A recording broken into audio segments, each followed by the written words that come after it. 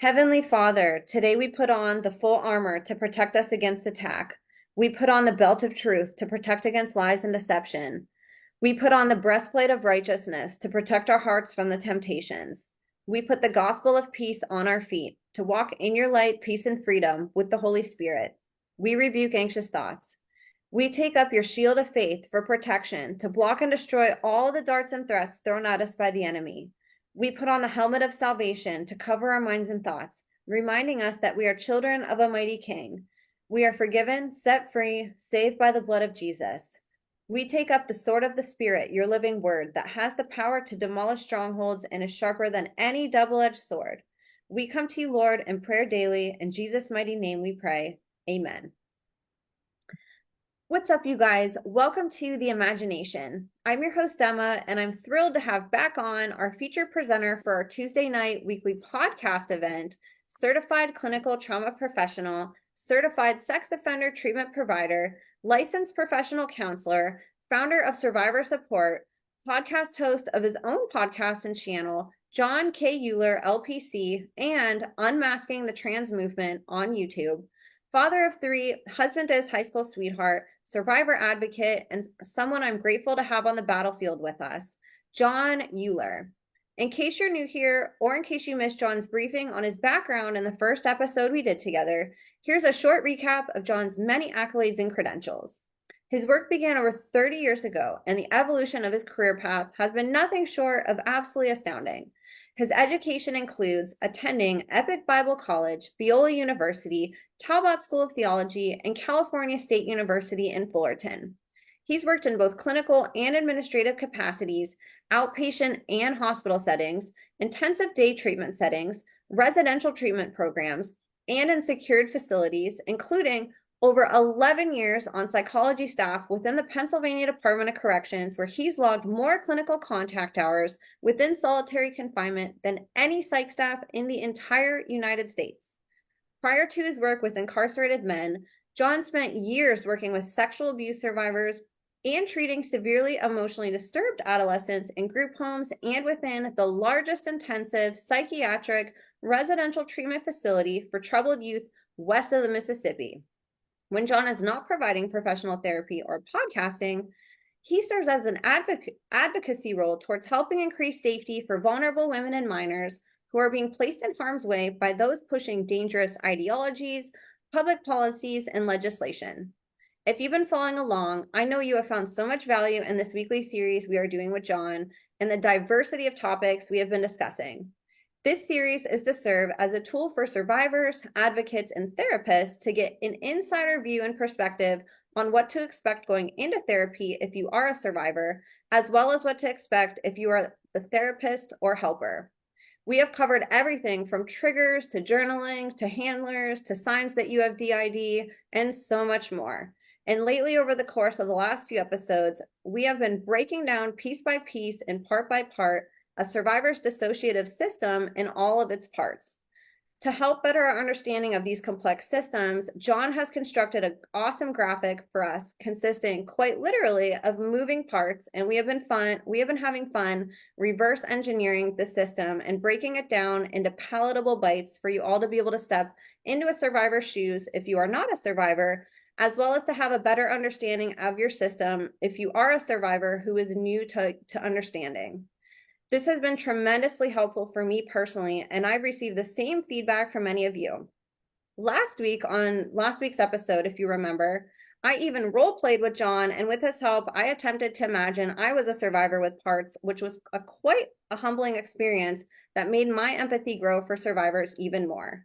This information is so crucial for us to know as a society because it's information about our literal body's physiology, psychology, and biology that is all but left out of traditional academia.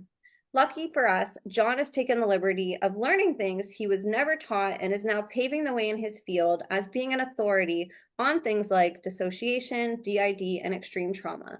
We are all so blessed to get to learn from John's decades of research and practical experience, and all that I ask is that you please put away everything you're doing and give John your full attention. Before I finish introducing today's guest, I just wanted to give a couple reminders and updates. If you'd like to be on the podcast as a guest or share any information privately with me, please email me at imagineabetterworld2020@gmail.com.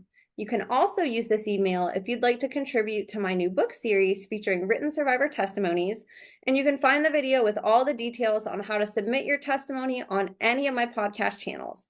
And lastly, I'd love your support on my Substack, where I'm taking up investigative journalism as an outlet for me to personally share about the podcast, my guests, and my advocacy work. And you can subscribe to me there at www.emmacatherine.substack.com. Thank you all for caring so deeply about survivors and for helping to make the imagination the safest space on the internet for survivor and whistleblower disclosures. So you guys, without further ado, please help me in welcoming back today's guest of honor, selfless man of God, voice for the voiceless, child abuse and survivor advocate, podcaster, Satan hunter, protector of the vulnerable, and therapeutic warrior, the one, the only, John Uhler. John, thank you so much for being here with me today. Emma, thank you. Absolutely. I don't know, we need to go hunting Satan. He's around. That's cute. We do encounter different things. So. I know, I had to add it after all of the events going on. I thought it was comical. You're out there battling demons daily, John. Yeah. Well, it's great to have you back. This has been an awesome series that we've been doing, and sort of how we've been constructing these shows is we've been doing a little bit of a Q&A, which mostly consists of answering maybe 1 to 2 questions and sort of doing a little deep dive on some things that the audience wants to know. And I have an awesome question today that I wanted to start off with, if that's okay with you. By all means. Cool. And then we can dive into this. And then, like I said in the intro, you've been providing this really cool graphic for us that has all the parts of a typical system. And we've been sort of diving into what all the parts are, how the system works as a whole, the layers, the hierarchy of it. So I'm really excited to dive into that after this.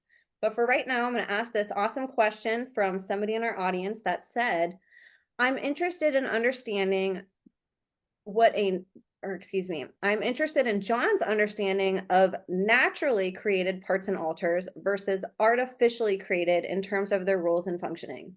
And so I'm guessing naturally means organic, and then the artificially is still real, but I think they're meaning the government mind control, the systematic, more orchestrated parts of a system versus maybe an organic part. So I'll hand it over to you, and you can answer this question for us.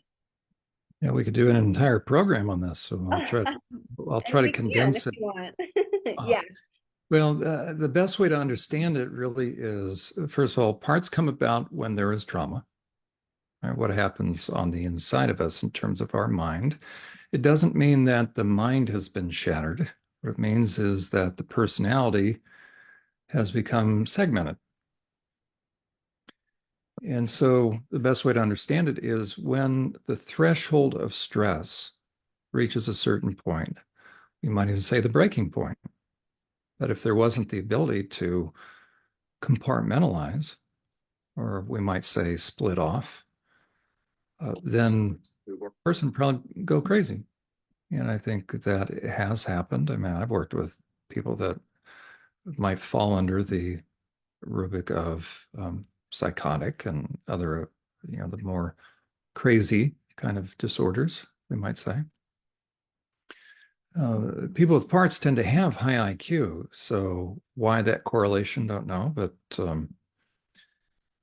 the people that have parts can take heart. The fact that even though they feel like their brain is broken, they feel like there's something wrong with them, they feel like they're deficient, they can take heart that if they end up having, turns out they have parts, that they actually have a higher IQ than the average person.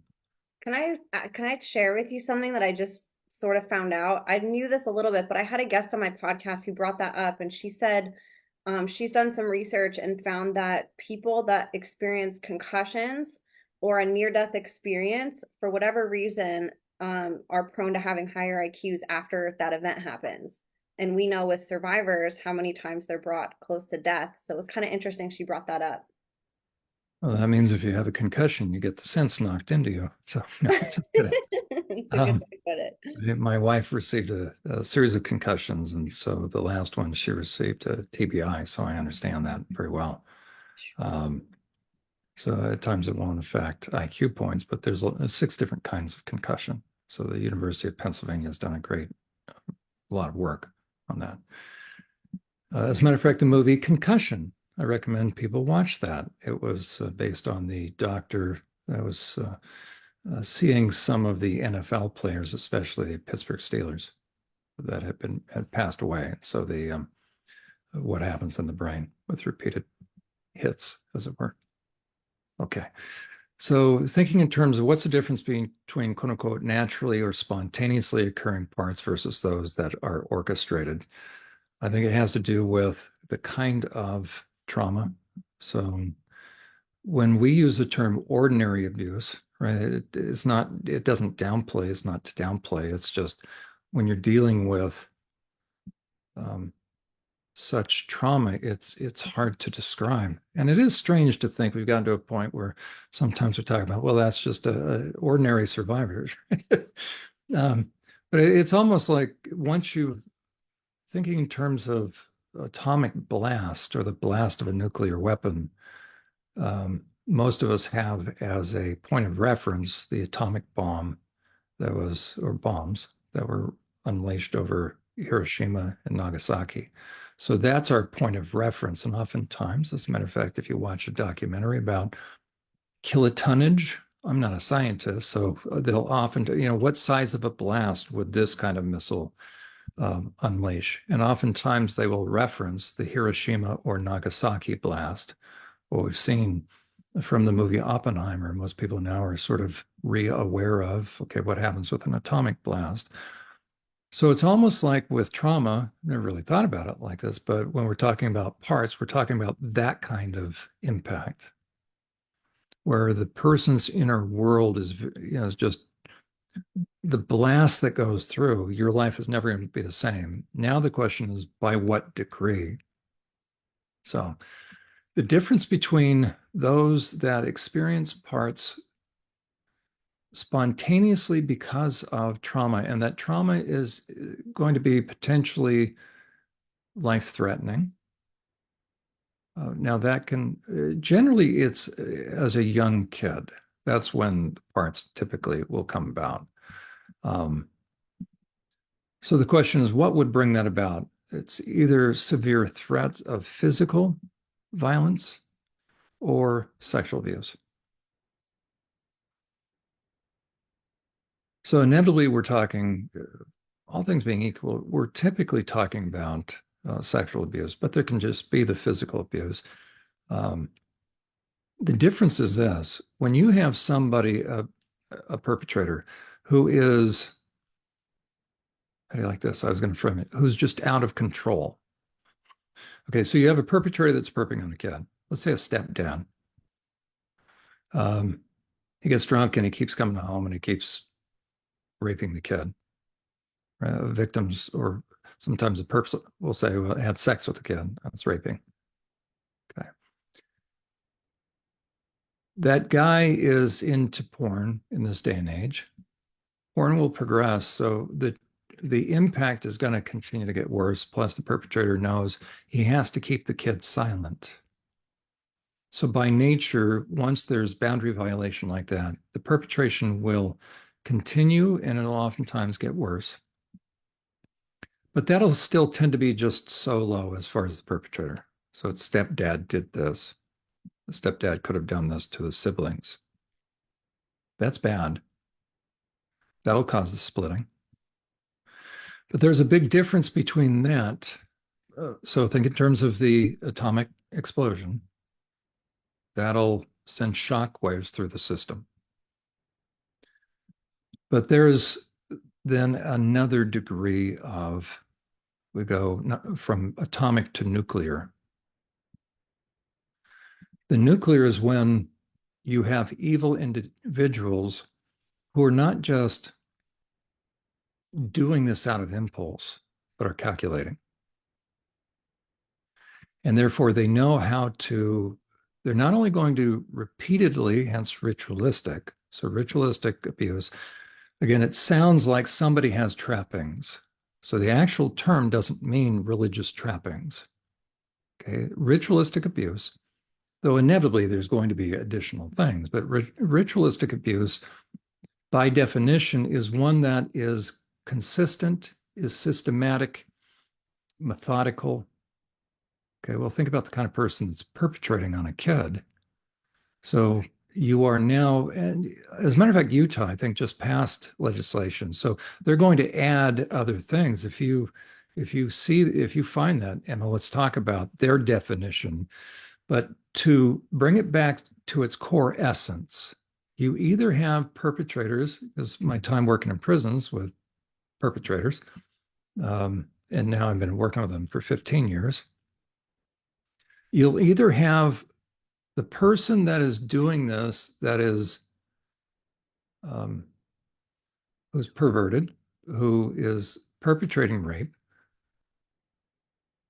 but that's kind of the threshold. There's a whole nother, they can take it to another level. That will involve, so first of all, let's say stepdad. How come he can do this sort of thing time and time again? He has regular and consistent access to the child. The majority of kids that are perped on by people they know that have made their way into the family and some that have regular access. Okay, so think in terms of ritual, it's happening again, and there's a pattern to it. Now think about the kind of person that we're talking about. So it's either stepdad keeps getting drunk, raping the kid. But nobody does that to a child and stays the same. So there's a certain population that's where it will leave off. But then if there's other siblings, they'll go down to the next sibling, because the perpetrator also doesn't want to get busted. So there's going to be threats. There's going to be, if it's not out of the nature, they're playing with the nature of the relationship. So it's our special little secret. If it doesn't start out like that, eventually in one way or another, the perp will have to resort to threats to keep the kid quiet, because the kid is growing up and the kid's going to leave home. And that's why you have all the mental manipulation going on, the gaslighting, whatever terms we want to use. So when you look at very manipulative people, they will tend to use similar tactics. I mean, did you find the definition or some of the, not that you have to, okay, but if you find some additional, I know Utah passed it, and they'll talk about then things that somebody can do on top of it. So again, it's important in terms of the definition to not necessarily think in terms of ritual in terms of like satanic ritual. So it adds then another layer of theatrics. It adds another level of sadism. It adds trappings. It adds items. Okay, so the term ritualistic is there's a pattern to it. So stepdad comes in her room once mom leaves. Stepdad comes in at 3:30 every day. And he can do it because he has regular access, and it's going to happen all the time. Stepdad typically is not going to keep it at the same level, so he will keep pushing the envelope because he's deviant. So that's an atomic kind of explosion. That'll create, quote unquote, natural parts. The question is, what happens if stepdad, I'm just going to use that, we'll say it's a stepdad. Could be an uncle, it could be a dad, could be anybody. Was this what you wanted me to bring up, John? Okay, there we go. That was just recent. So by the way, those that don't believe in ritualistic abuse, right? It's very, very real. So a bill was just passed. Okay, so I think embedded within that, the story, it may list, let's go down. Okay, there we go, right there. Okay, so right in the middle, sponsored by Republican Representative Ivory, okay, defines ritual abuse as abuse that occurs part of an event or act designed to commemorate. So it's actually then, okay, it's adding a little bit more, which is still fine, but think about the person that's perpetrating. In order to do that, you have to have regular access to the kid. So it shows you then if they've added this in terms of a bill, and that, let's go on right there, right? The bill lists specific actions that fall under proposed definition, the abuse of children that includes, So those that want to say there's no satanic ritual abuse, why is legislature passing this? Because there was a big SRA group that was busted. So animal torture, bestiality, cannibalism, or forcing a child to ingest urine or feces, enter a coffin or a grave containing a corpse, or taking drugs as part of a ritual. There you go. Very So synonymous those that with are all the trying, stories of my show. the Satanic Temple folks, by the way, anytime you want to debate, ring me up. I'm still waiting to hear, but I'm going to call you. It's no longer, as a matter of fact, look down there. We've got the testimony included the stuff of nightmares, devil worship, animal torture, forced bondage, rape, cannibalism, child prostitution, where to go, sorry, and mind control. Also, so physically and emotionally traumatic that the victims said they had repressed memories. Absolutely correct. Okay, so they pushed them down. So to the those that are part of the Satanic Temple, first of all, I'm renaming your organization, your little 501c3 nonprofit.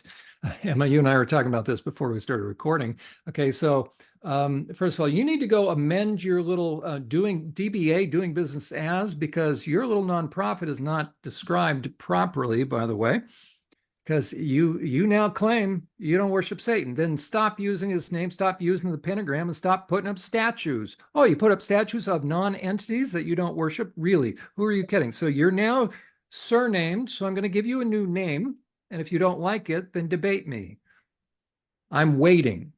Okay. Your title now is not TST, the Satanic Temple. It is TNT, the non-satanic temple. Because if you don't believe in Satan, then stop using the number one satanic symbol, you plagiarizers. Okay, so now that was an aside. No. Okay, so getting back to the difference. So if you have if you have the atomic level of blast of the shattering of one's inner world, that's going to create the altars that are there to protect. So the perp is coming in on a regular basis. So not doing the stuff that we read in that bill. So stepdad, mom goes off to work. Stepdad then is left alone in the house. Stepdad starts drinking, and every night, 9:30, dad comes in, or 1:30, like clockwork. So very, very consistent. Okay, the trauma, and the child just wants to hide, just wants to go away, so goes away. That's where parts are brought about. So those parts are there to protect all parts, regardless of SRA or not, or MK Ultra. All parts are there to support and protect the core person. But there's a difference between the naturally producing ones, because stress has reached a point. So we're going to call that the atomic level. We saw what happened at Hiroshima and Nagasaki. It's going to do severe damage. But what would happen if stepdad now is a pedophile with other pedophiles? And now he's going to start to invite other pedophiles. Whole different ballgame now. And if these pedophiles now become increasingly evil, which how hard is it for a pedophile to become evil? That's, you think of deviance, it's moving downward. And they harmonize with darkness, then eventually, and it's not too far-fetched, that these guys also want to start making money. It's whatever's going to increase, because there's a decreasing degree of thrill in it for them, because deviance is the desire to traumatize. It's a big difference. So when a man starts going down the slippery slope of lust, lust is like step number one. We're talking, on that scale, we're talking -10 for these SRA people. So lust is the beginning of objectification, but a normal guy, so I'm not suggesting any guy wants to get into lust, but a normal guy can only get an erection to the extent that he knows that his partner or spouse is enjoying themselves. So if she's not in the mood, he won't force it, because it's not fun if the partner isn't enjoying herself. That's a normal person, by the way. That's a normal guy. But if he gets to a point where he starts getting selfish, he says, well, I have needs. You can already see what's starting to happen. Now it's about him, it's not about her. And then, you know what? Not only do I have needs, but she owes me. Oh gosh, now you can see what's starting to happen. Now he clearly knows she's not enjoying herself. How can he? We're now starting to get into, we're moving not just into, he's moved beyond lust. Now he's into what will be the beginning of power and control. So there's a whole kind of number of steps into that. If he doesn't stop there, then there's going to be a shift in terms of his entire soul, quite frankly, where what used to be right, wrong, good, bad is now inverted. And so are his appetites, his tastes, the things that excite him and the things that get him off. So a normal guy would never be able to get an erection if he knows that his spouse or partner is not enjoying herself, let alone in pain, let alone being harmed, let alone being traumatized. But deviance is the realm in which a guy can only get an erection when he knows trauma is being produced. You're not normal any longer. How can I say that? I've been doing sex offender treatment for 15 years on a forensic level. Ran one of Pennsylvania's specialized forensic units for sexually violent predators. And that's why I worked hard to plot this out. There's about 10 stages of all this, and it'll match with pornography. By the time somebody harms a child, they're already into bestiality. 100% of sex offenders, 100% without exception, are into pornography, progressive pornography prior to offending. And 100% of pedophiles are busted with child rape porn, and about 98 with the distribution or dissemination of it. That's why furries, by the way, furries are what? Anthropomorphic animals. That's why parents do not let your kids be around furries. And why aren't self-respecting furries, if there is such a thing, why don't they simply say this? Furries is not appropriate for kids. Very simple. Because they want the kids. So it's the greatest collection of pedophiles. I learned about furries from pedophiles in the prison system. Why? They can cover 100% of their identity. You don't think a self-respecting perpetrator would dress up? They'll dress in women's underwear, AGPs. They'll dress up as baby dolls. Guess what category of porn they're watching, by the way? They're putting it out there. Psychopaths love putting it right out there. It's all game theory to them. So by the time somebody becomes deviant, they're already become psychopathic. And the one thing that a psychopath loves is toying. We see that on Twitter a lot. They'll hide their identity, and it's chess. It's all game theory to them. And they don't play by any rules. So they'll have the last word, last say, last laugh. So with that kind of person, now let's say that person is harming a child and they run in packs, they run in groups. And now what they're going to do is they're going to systematically increase the degree of trauma because they're getting off on that. And they know how to create, or they know the phenomenon or the dynamic of dissociation. I don't know how they know it, but it makes sense to me because they're evil and they know. Okay, so they know if the threshold reaches a point that the splitting takes place. So they know they're creating this. So we're going from the atomic damage to the nuclear damage now. So the naturally occurring parts, it's a long way of answering it, sorry. The naturally occurring spontaneous parts will be, let's say, at the atomic level. Stepdad keeps coming in and I just have to endure it. Okay, so the parts are going to come out to be protective. What the perps at the nuclear level, who are part of pedophile rings, because if you have a bunch of guys getting together raping a kid, they're a pedophile ring. Okay. There's no bounds at that point. So they're going to be filming this stuff. They're going to film it live. They're making money off this. They're coming up with creative ways. So if anybody doesn't believe, let's say if we have any of the satanic temple little naysayers out there, it's very simple as this. How many police files have you looked through? Police reports? How many criminal files have you looked through? More than me? You work in a prison? Have you seen what I've seen? Oh, for those guys that are trying to say, oh, this SRA stuff doesn't. Oh, okay. So you think somebody would be charged with SRA? Really? No, they're not charged with SRA. What are they charged with? Kidnapping, rape of a child. That's what they're charged with. You got to go into the files to read what I've read, which all the little Satanic Temple deviant echelon leadership know, which is this. You got to put the pieces together. Oh, they had a co-defendant. Oh, a co-defendant. How many? Oh, a few.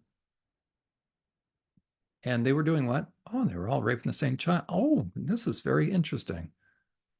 So you had a coordination of rape. Okay. So now we've at least established what? That perpetrators can collectively rape kids together. Okay. Are they respectable child rapists? No. What do you think somebody's capable of doing once they become deviant and it's all about trauma? You think they're going to like stay static, or do you think they're going to continue to up the ante to produce greater and greater trauma and to keep the child quiet? And that's where you have then that nuclear level of the elders are going to also protect and keep one another quiet. But let me speak to this for a second. So with satanic ritual abuse, no, you don't have any arrests for satanic ritual abuse. And what I would say is to the Satanic Temple naysayers of false memory syndrome is this. You're a bunch of idiots and you know it because you think I'm stupid. You think we're stupid. That what? It's going to say criminal history, satanic ritual abuse. Really? No, but they're going to find trappings. That's why the Utah bill started to add trappings, didn't they? Oh, animal carcasses. Oh, things that almost look like, dang, satanic rituals.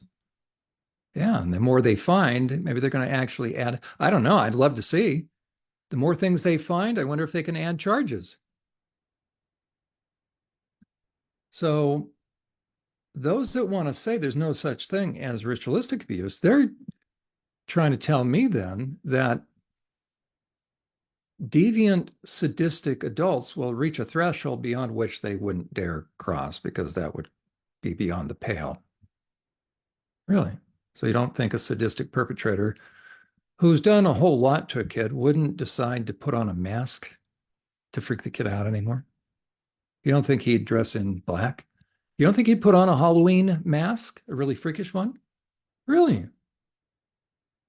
Then you haven't spent much time around deviant sex offenders, have you? They're sexually violent predators. Oh, because you haven't worked in a prison. You haven't read through all the criminal histories that I have. Oh, so yeah. What is satanic ritual abuse? It's taking it to the next level to traumatize this child. So what's happening is the splitting is taking place. Now what these perps do at the nuclear level is this. They know the splitting is taking place. All the parts are there to protect the child. And now these perps know because they've increased the degree of trauma so that now there is such unconscious separation. So it's not co-conscious, but unconscious separation between the parts that on the inside, each part on the different levels, they can see one another. They can see the different parts. So these evil perpetrators know it's taken place. They can call one forward because as they're probably harming the kid, I don't know if they're naming that probably happens. I think that more than likely it happens. So, they can see when the splitting is taking place. And so what they do is they know that the parts are there to protect the core person, the core part. They also know that there are going to be some parts that will, as a matter of fact, let me, you know what? Let's do this right now. So I'm describing here. Yeah, this does Simple all question, right? Simple question. Here I go again. Okay, here's our chart, but just for purpose of showing this. So here's kind of, we'll say a generic, nothing generic about it, right? But at this level.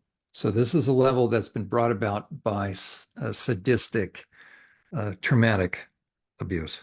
Okay. So all the parts are there to protect the core person, the little person, because it starts early, this degree of abuse. Okay. So all of these parts are there to step in for, I'm not really doing that well, huh? As a matter of fact, let me bring forward. I think it's that one. Nope, still not. But anyways, so the core person is being the child is being harmed, and so this primary part will step in. Let me see if I can do that. Bring front. Ah, there we go. Okay, that's not bad.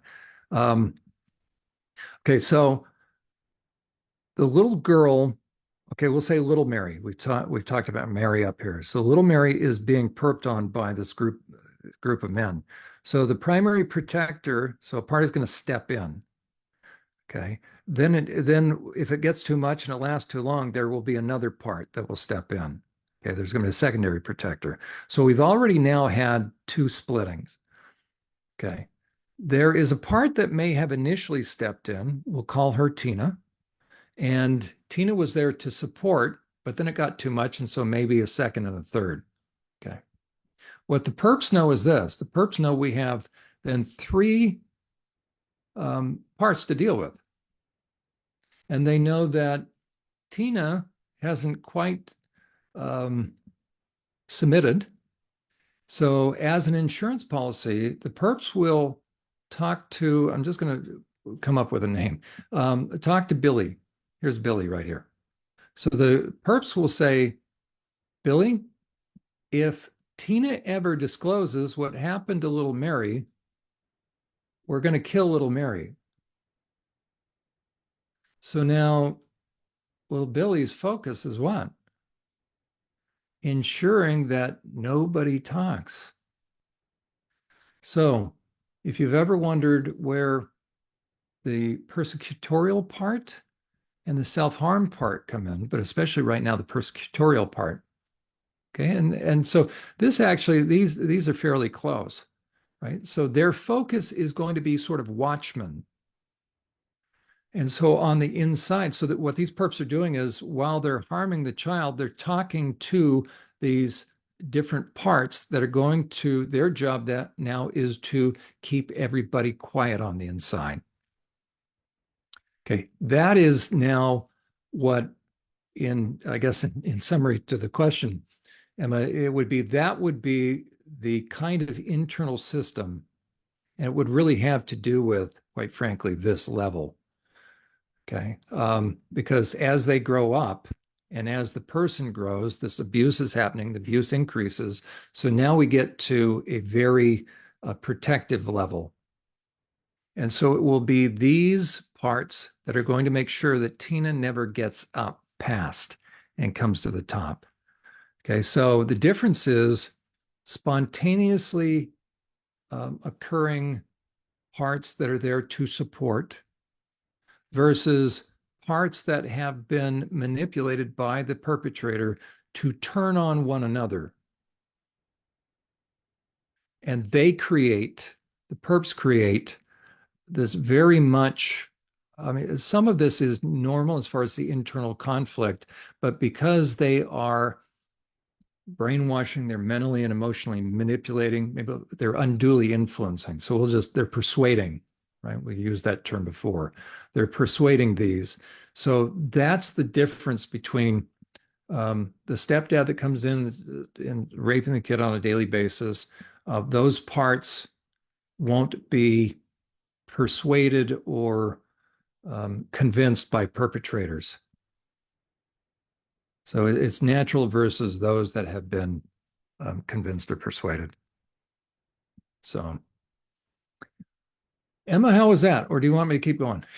Bless your heart. That was great. Thank you so much for explaining that. I think that doesn't get talked about a lot, and I think people may believe that an alter can only be created by the more systematic or orchestrated abuse like what you talked about. And I think it's important for people to realize that, dissociation, I don't know why my camera's not working. No, that's fine. And I'm going to bring up actually a couple of that you can dissociate and that organic parts can be created that don't have training, that don't have specific roles, that splitting can still happen without, satanic ritual abuse or the MK Ultra type stuff. So thank you for answering that, because that's good for people to understand, especially if they're like, well, I didn't go through that, but like I feel like I have DID, or there's relations that I'm seeing with the guests on your show, but I wasn't in MK Ultra. So I really appreciate you breaking that down for people. But yes, keep going for sure. Take it away. Okay. Love this chart. What I'll do is, in anticipation of us still talking tonight and picking up where we left off, I thought I would um, kind of do a little bit of a review. We'll see if I can do this fast, but I wrote a little sheet here just to bring people up to speed.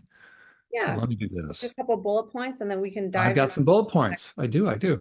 Um, okay, it's right there. So we'll walk through this, and this is kind of where we're going to go tonight.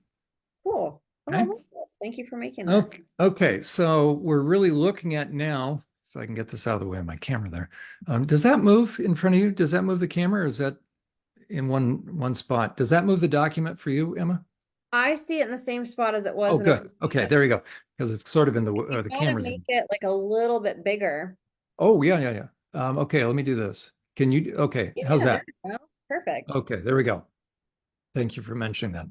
Okay, so what we're looking at now is, and everybody just saw the chart again. So we're going to go into the chart and look at where we're going with all this. So we're looking at understanding the dynamics now at the unconscious level. So the importance of the process of becoming aware of the parts. So, um, you know what? Maybe sorry, I don't want to, I'm going to shift again. Here's what I'm going to shift to. I'll read that while we're looking at the chart. Oh, Okay, okay. so there we go. So you saw my notes, but it might be easier as I'm kind of describing this to see it in front of you. Okay, so here we go. So we're picking up where we left off. We're looking at the unconscious parts, which means that we're shifting our focus. No, not here. Look, we're shifting our focus to there. Okay, so we're now transitioning down to that level. Okay. What we talked about prior to this is we talked about there Mary is, forget the arrows for just a moment, but Mary has been sensing certain things been going on. She's not sure whether or not this is her imagination. All she knows is she has depression, she has anxiety, she has panic attacks, but she also has noticed that she's had these internal voices or dialogue, or sometimes I call it static, and things going on kind of either above her or at her. So we'll put her down here. So sometimes and this has happened so long that she's gotten used to it, or for so long. And it's almost like, as a matter of fact, that's what we'll do. Okay, we're going to have she's got multiple dialogue or parts, as it were, or different. She's always thought it was self-talk. Okay. So it's kind of like she has grown up, she's depressed, she's meaning the symptoms now at whatever age she's at, typically as late teens, early adults, are now on up. So by the time somebody thinks, you know what, do I have some additional issues going on? Or are there other things? So the one phenomenon, along with the symptoms, oh, we have our primary protective factor. Let me send him back just for a second here. Sorry. Maybe we'll do behind text. Okay, we'll see if that works. Okay, the one thing that Mary would benefit from knowing as she goes through maybe a checklist is it's not just that she's depressed, it's not just that she's anxious, it's not just that she has borderline personality disorder. It's not that she what else? Compulsive, but she starts to notice about gaps in time. And so the two things that a survivor that will really start to ring true are the gaps in time. And again, everybody forgets things, but these are gaps of time that start to, the more you think about it, it's like the bigger the gaps get, to not only hours to days to weeks, months, and then even years. Okay, so thinking back over your childhood, how much can you remember? Okay, but then the internal dialogue. So that's really important. So it's either then it's like somebody's been in this ear or somebody that's been in this ear, sometimes conflicted, maybe an angry or a critical part, a part that is reasonable or a part that um, is playful. Just a wide variety, but it kind of almost juxtaposed to one another. And then it's almost like these parts go up. you know, and now they're fighting with each other, and it's like Mary is ducking down as she's listening to that stuff go on. Okay, so the internal voices, and again, there's difference between voices on the inside in. This is on the inside of Mary versus the outside in. The outside in are the crazy voices. Okay, so then we started to shift our attention in this series that we're doing to try to find out what are those voices and where do they come from. And so for the past number of weeks, we have been looking at that. And I'm going to see if I can. There we are. Okay, so we've looked at these, looked at the various parts, and we've called those the co-conscious parts. And Mary will start to notice when she goes away, it's not so much she goes away, but I think the reality is she gets pulled in, and then these different parts come out. They are there to protect Mary. And the past few episodes we've done, Emma have talked about that. So we're now getting ready to shift to the different layer. And this is when therapy really gets underway, by the way. So we're now going to look at the subconscious level. And the difference is the subconscious level is sort of potentially unconscious or subconscious. And this level gets triggered. And when each level gets triggered, but this is sort of this low level conversation. It can become more pronounced. Oh, let's put Mary back there. But when real triggering takes place, it's at this level. And Mary will certainly not have any recollection. While Jimmy is out, we talked about that Jimmy may be Dana's backup, and it's not so much backup, but Dana will come out. So on a scale of 1 to 10, 1 being minor irritation, 10 being just something that's going to infuriate Mary, Dana will step in when it gets from like level 2 or level 3 to maybe a level 5. But beyond that, even Dana starts to get overwhelmed. And so Jimmy, who only knows the 5 through the 10 level of anger. So very much either or in counselor we call it black or white thinking. And that also is almost like black or white experiential. You go from not feeling anything almost like 0 to 100 in terms of anger. So that really accounts for this level. The unconscious level accounts for the real dramatic shifting. And whatever the person was experiencing, it suddenly shifts almost like first gear, second gear, fourth and fifth gear. So it really goes into hyperdrive, and people around you will notice.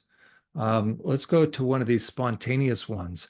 We may have Amy, the playful one, but it's almost like if Amy were to get drunk, she would almost look like Sally. So Sally doesn't need to get drunk, right? But Sally's the one that's going to go get drunk, quite frankly.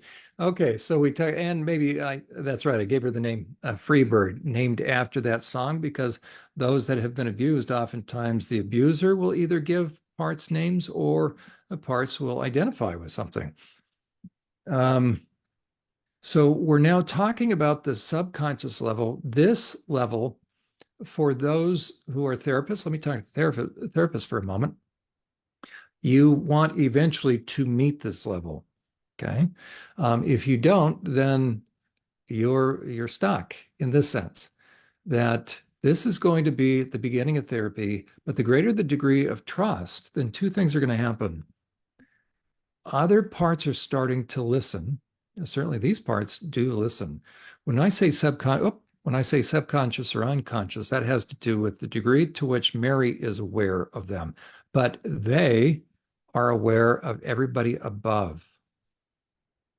That's the important thing to remember. So even Dana and Aaron and Marcia and Tanya, they really aren't necessarily aware of all of, it sounds funny to say their counterparts, but these are going to have a greater degree of intensity. It's not that Tonya is surprised by, who would Tonya's counterpart be? Submissive. We might say dutiful workaholic. I'm going to have to maybe add a few because there's very close association. So we might say that there's very much overlap. So for instance, Jimmy and Dana. We might put Jimmy now. Let's bring Jimmy to the forefront here. See if that works. There you go. Okay. So that Jimmy and Dana basically are Mary's anger.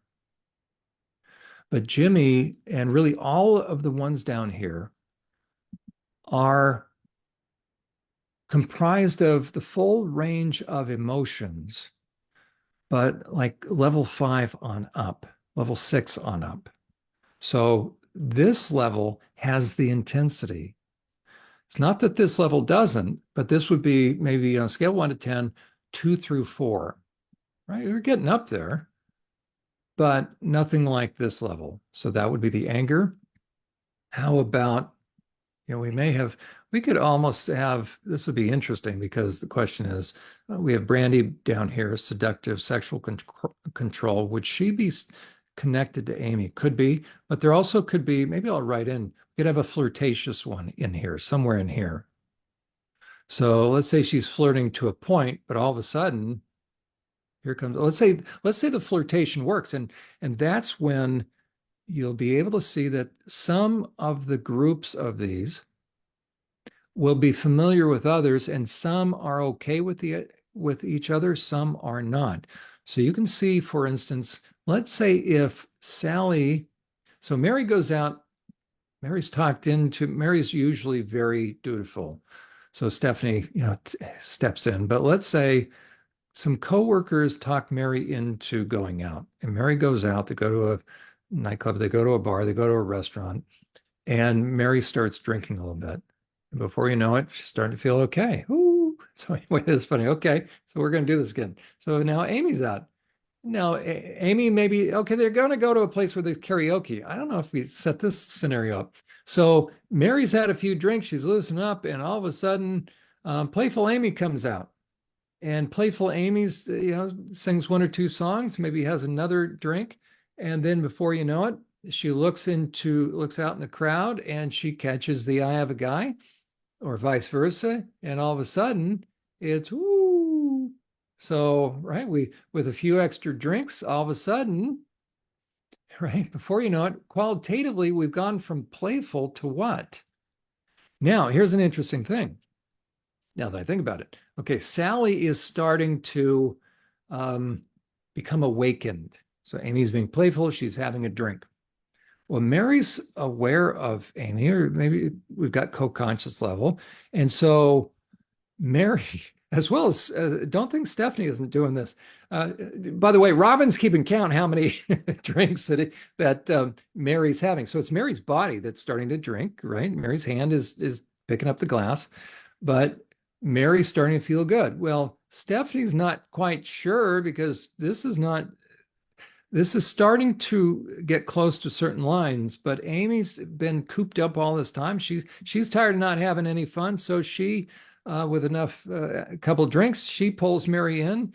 Mary is kind of aware of, and in a way, they're both singing karaoke. Or how about this? Mary got up on stage. Mary's starting to sing karaoke. She seems a little awkward, but she's had a couple of drinks. And she's now trying to find out what song she's going to play. And all of a sudden she hears the theme from Frozen. Well, Mary was going to do a different kind of song from, I don't know, the Wine and Roses or so, more a love song. But all of a sudden, before she knows it, she doesn't know why, but she just has to choose Frozen, right? That song, Let It Go. Okay, so Mary's sort of watching this going, wow, okay, I'm not sure why, but well, Amy knows. So Amy, before she's getting up, she's clearing her throat. She has another drink. Okay, so Amy's going to start belting it out. And as a matter of fact, Dana might be going, yeah, give her a little energy. Yeah, let it go, let it go. That's as much singing as I'm going to do. Okay, so she's feeling really good. And she looks out and she's catching some eyes of some guys who are there staring. And so before you know it, some deeper emotions are being stirred. We may have Freebird going, whoa, yeah, let it go. I'm like a free bird, right? Sally going, oh, yeah, look at those guys. And maybe Stephanie is still saying, what are you doing? We can't act. And then maybe we've got compulsively over So you can have the internal conflict. Now that I'm looking at this, right? So it's like it's the starting of multiple um, little temblors, a little earthquake kind of thing going on, because the more Mary is starting to loosen up and Amy is starting to take control, Stephanie's doing what? Oh, oh, she downs another drink, and Stephanie goes, oh, I can't, she can't get through. But then um, Kirsten. So Kirsten is trying to come up saying, we got to pull this together. Belinda, she got to work in the morning. And so you can have this internal pull, but it's at a deeper level. But let's say the alcohol is winning. And now these, who do we have? So we have a carefree Daphne who's saying, oh, this will be fun. You can imagine these two would sing together. Let it go. She's not, but she doesn't also, oh, it's just some drinks. And those young men seem like they're nice men. Hello. Okay. Well, and so maybe Kirsten's saying, what are you doing? And maybe there's a protective one. Drill sergeant could be a little protective one. Oh, Brenda's desperate for connection. So you can see how these might go together. But let's say one of those that are trying to put the brakes on, trying to come up, well, you may have distractor, Debbie distractor denial, so basically saying, shut up, and puts her in her place. And so kind of compresses her down. So you've got somebody who is keeping a lid on these parts while then allowing, little by little, we've got singing up there. Let me see how many we would have up there. Maybe William, he's kind of testing of the limits, but for right now, oh, okay. So we've got Debbie distractor maybe over here pushing that part down. So we'll put her over here. So remember, this is just karaoke. And then as the evening progresses, so we have playful Amy that started this. Well, then with each drink, right, we've got spontaneous, a little irresponsible, but now we have, so maybe it was first, we're going to have Daphne come up, carefree, naive, but now we're starting to drink a little more and then spontaneously flirting because she notices the guys. And then what's happened? Well, how did all of this come about? Came about through what, ultimately? Through hurtful and abusive relationships. And in what way? Sexually abusive. So as these parts, without knowing it necessarily, they're throwing caution to the wind, but they're inviting what into their life? One of these guys. So you can have parts, I don't have well, actually, now that I'm thinking about it, because when she starts to become flirtatious, that's where some of these are going to start to come in. Okay. But we may have, so I'll probably draw another one in here, which would be the careful one. Again, some are trying to say, don't do this. We shouldn't be doing this. Well, more of them are voting, saying, we're doing this. But if, let's say, after enough karaoke, some guy comes up to her table, well, now it's changed from karaoke to what, right? It's starting to head in a certain direction. And all of a sudden, very quickly, we may have somebody that has stepped in. So let me go to, we're going to go in front of text. No, let's do in front. So bring the front. There we go. So all of a sudden, though we may have these in the background, when it gets up to a certain point where all of a sudden now a guy is sitting at her table, then in a way, these have all taken a back seat. Oh, not that. Okay, so by the way, word of caution to any guy out there who thinks he's going to go out and pick up a girl. This is not just sexist. It could be the other way around, right? But how many guys, sometimes they don't know who they're meeting. And so they just think, wow, this woman's really fun. But meanwhile, right? Or maybe they're talking to Sally, but meanwhile, now sex and sexuality takes on a whole different thing because ultimately it's control. And then close behind Brandy is who? We may also have we could have a whole lot of others. So little does somebody who's meeting Mary know that he may be interacting with 3, 4, 5, 6, 7 parts. And now let's say they go to her car, and now Brandy has to be on top. And now she's connecting with somebody she didn't know. And then strangely enough, right in the middle of the act, all of a sudden it's like she wants to choke the guy to death. Oh, who's just come out? So you can have a whole lot of interaction. Let me bring him out here in front of text. No. So anyways, I won't be retentive about all this. There we go. Okay, so right in the middle of having sex with a guy, she's on top. What happens? Right. As a matter of fact, prostitutes, we've all heard of, there's been some serial murdering prostitutes. Guess what? And it's sad because what started it all? Oftentimes the abuse. And so now they're out hunting for truckers that pick up prostitutes. So it's such a sad thing. So very different. Typically, when you have serial murderers that are female, is going to be that kind of thing where they kill the guy in the act of sex.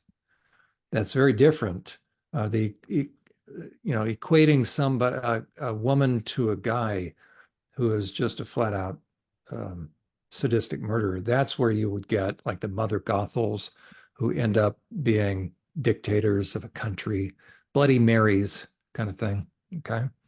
Okay. So we're going to so now the night after, the day after, okay, everybody's going back to their place. So the intensity has died down. And so they're going to go back under. Now, what happened? So let's say it's now Sunday morning.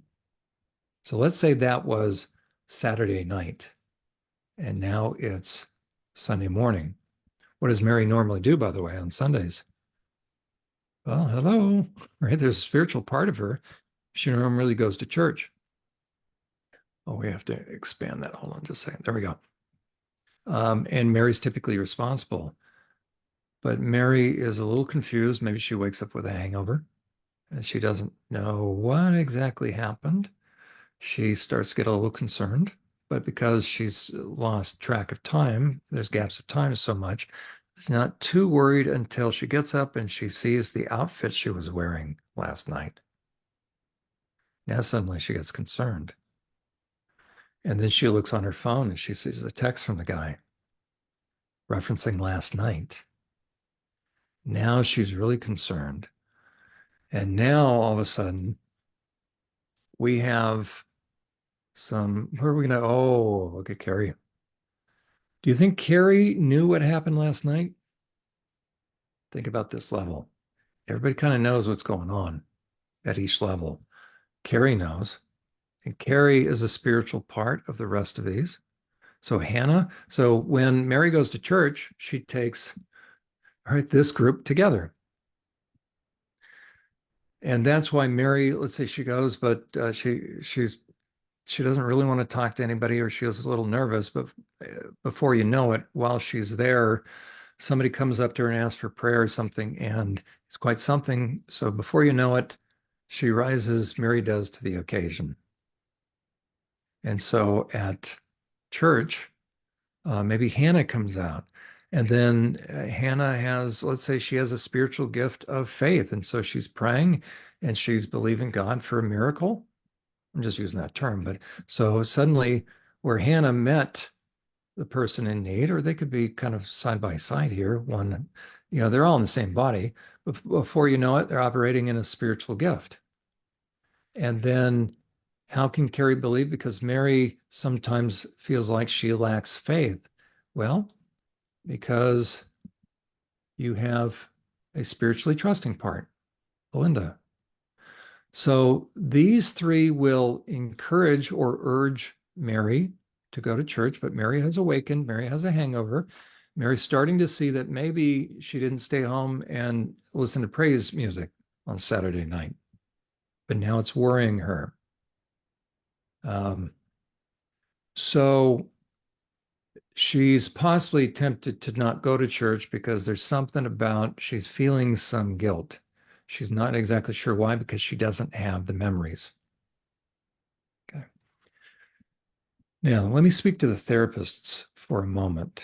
I'm going to go back to my little outline. Well, I don't even need my outline, but let me speak to this for a second. The goal of therapy ultimately is to help the client be free. You're only going to help the client be free to the extent that they know the truth. And the goal is for them to get to know themselves. So we've talked about how, oh, we have some of them floating around, just hang in there. Just sorry about that. How do I do that? I think I send back. Okay.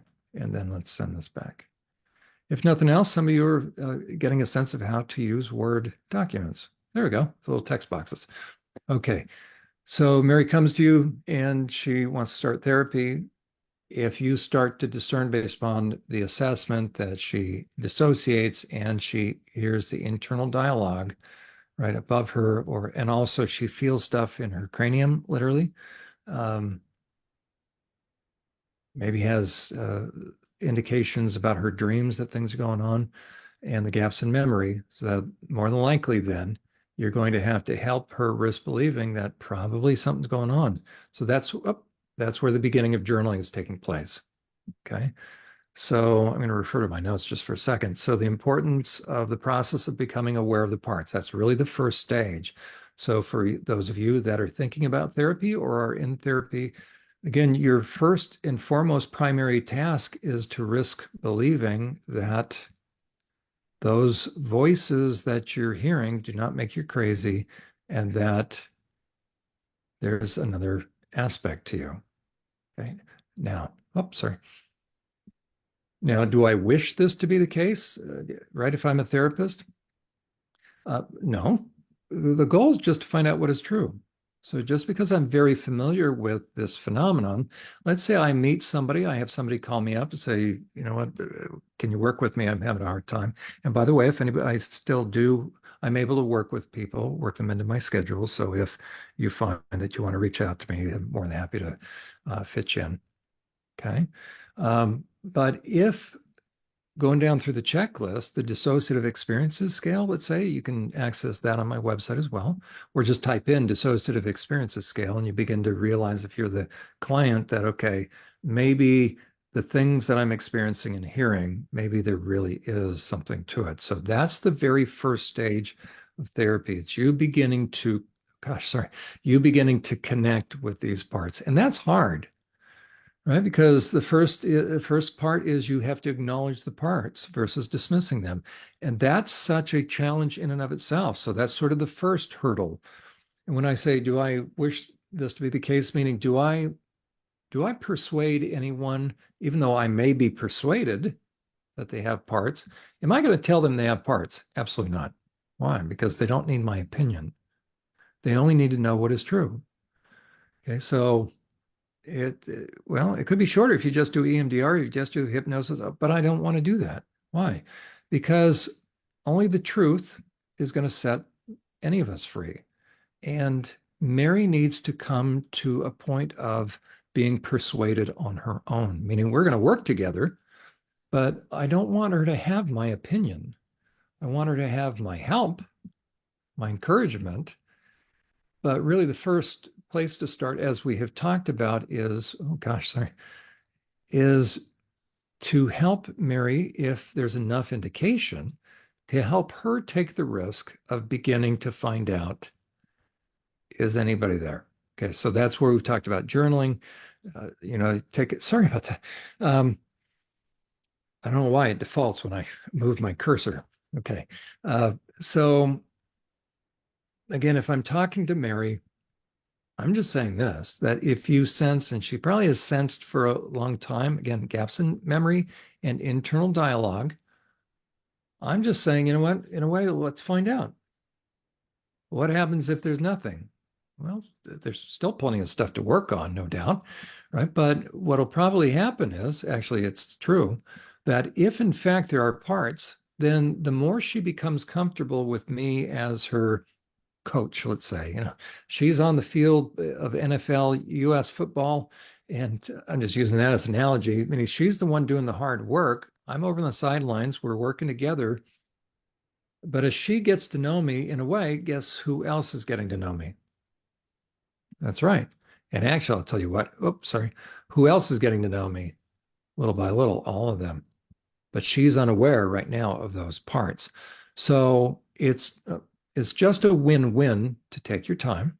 I don't want to force this, but what'll happen is this, because these parts have been trying to get Mary's attention for years, then in a way, as they gain trust in the therapist, guess what they're going to start doing? They're going to start saying, hey, in one way or another, listen to him. Because in a way, they know that they hate this chaos as well, or they don't like it because they also know that Mary is feeling chaotic and she's starting to kind of cave in on herself. By the time somebody reaches out for therapy, right, it's not going all that well. I mean, anxiety is up, depression is up, panic attacks, all those things. So this is the first order of events. It's Mary starting to get to know, starting to investigate. She is going to become her own emotional detective. Okay, gosh. Okay, so let me bring up my little notes again. So it's just becoming aware of the parts. The importance of acknowledging rather than dismissing them. Okay, and then Mary's going to begin to risk communicating with them. Okay, and that's where journaling first comes in. Also, and that's going to start what IFS, Frank Anderson, and Dick Schwartz, they talk about up down. Okay, you're going to start to get to know. So Mary is going to start to become increasingly familiar with all her parts. That takes a while. That can take a few months in a way. It doesn't necessarily have to, but I am pretty persuaded, though it doesn't always have to be the case, but I'm pretty persuaded that, for instance, each of these parts have names. Now, do they have to be people's names or what? Not necessarily, but my experience has been ultimately they are going to have a name.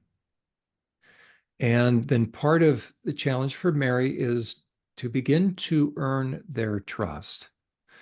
This layer of parts know Mary better than Mary knows them. Now, by the way, that layer of parts knows these parts better than these parts know, again, the layer down. But these parts know Mary certainly better than she knows them, because Mary isn't really aware of these, but she has a sense, because when things get intense, and these really have to do with, again, think about the scale of 1 to 10 in terms of intensity. 1 is mild, 10 is really intense. This is, again, this co-conscious level. This is when things get from maybe level 1 to 3, maybe even 4. But then at some point in time, that's where Mary will tap into this level, or this level has already kind of stepped in, and now this level. It depends upon how quickly things are moving upward. If it's a sudden trigger, it didn't have a chance to methodically move up, then all of a sudden Jimmy will come out. So the unconscious level, it's supposed to say unconscious down there, or a subconscious, unconscious. Okay. This is the level where your intense emotions are. Not the most intense, but you're entering into the beginning of the deep end of the pool. This is the shallow end. It doesn't mean they're less than. It just means how much water is in the shallow end. As a matter of fact, that's interesting, huh? Because I have this light blue and dark blue. So very interesting that I did that. So let's say that's interesting. So let's say we're looking straight down from the sky. We have a little drone. We're looking at Mary entering the swimming pool. And she's on the, she's out of the pool, and she's going to begin to step into first step, second step, third step. Okay. This is a great analogy. So you're hearing this live, folks. I really like this because I've used the analogy of a swimming pool before. But as I'm looking at the different colors, this looks like darker water. So that's exactly it. So Mary's going to begin to get to know those parts of her that are in the shallow end, kind of not just step 1, 2, 3. Maybe that's getting to know them, but then it goes to like 3 feet to 4 feet to 5 feet, maybe to your chin, somewhere in there. Okay. But there comes a point in time, if you keep going further, tippy-toeing down the pool, you're going to be in over your head, meaning it's deeper. Okay. That's a really good analogy. Somebody quote me on that. Okay. So there we go. So these are deeper emotions. They're in the deeper end of the pool. They're no more, and this is important, they're no more important or less important. They just are at a different level and they fulfill a different purpose. So ultimately, and as a matter of fact, somebody did ask a question about, I'm sorry, I'm losing it, about the co-conscious parts. And what's important to know is this, that, well, I know, disintegration, there you go, is one of the goals, integration, meaning, let me see how it goes, meaning, will someday Jimmy integrate into Dana and they become one? So we would then maybe do this. Okay.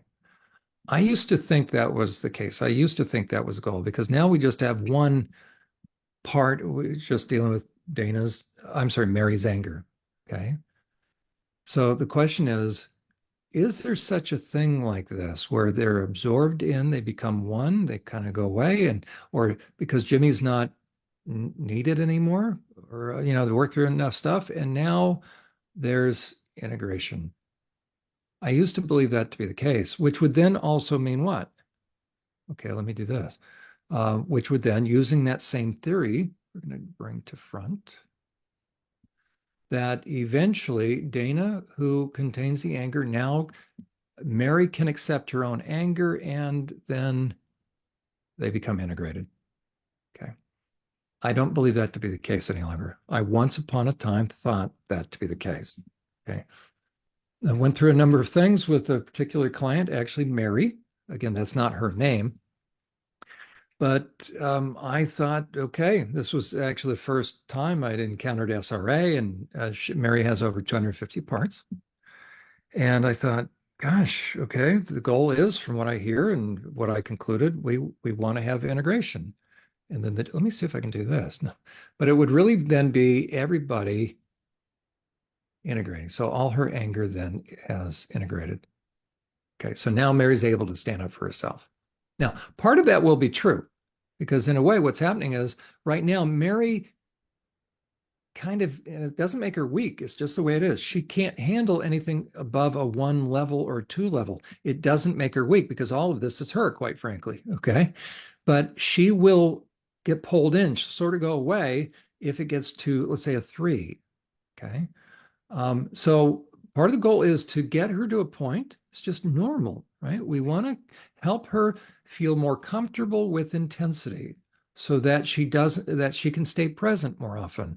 But that's different than, I believe now, that's different than saying that what happened was that we had Jimmy integrate into Dana, and now we'll do both of them here. And now Dana and Jimmy have integrated, and now Mary has now holds all her ability to handle the anger, and now all are one.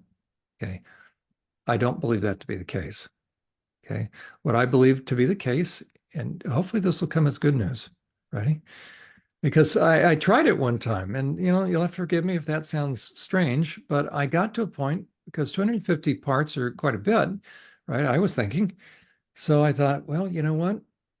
How can you become, quote unquote, say this shows you my early development as being a therapist. I thought, well, how can you be a complete person if you have 250 parts? So maybe what we're going to do, we're going to go for integration.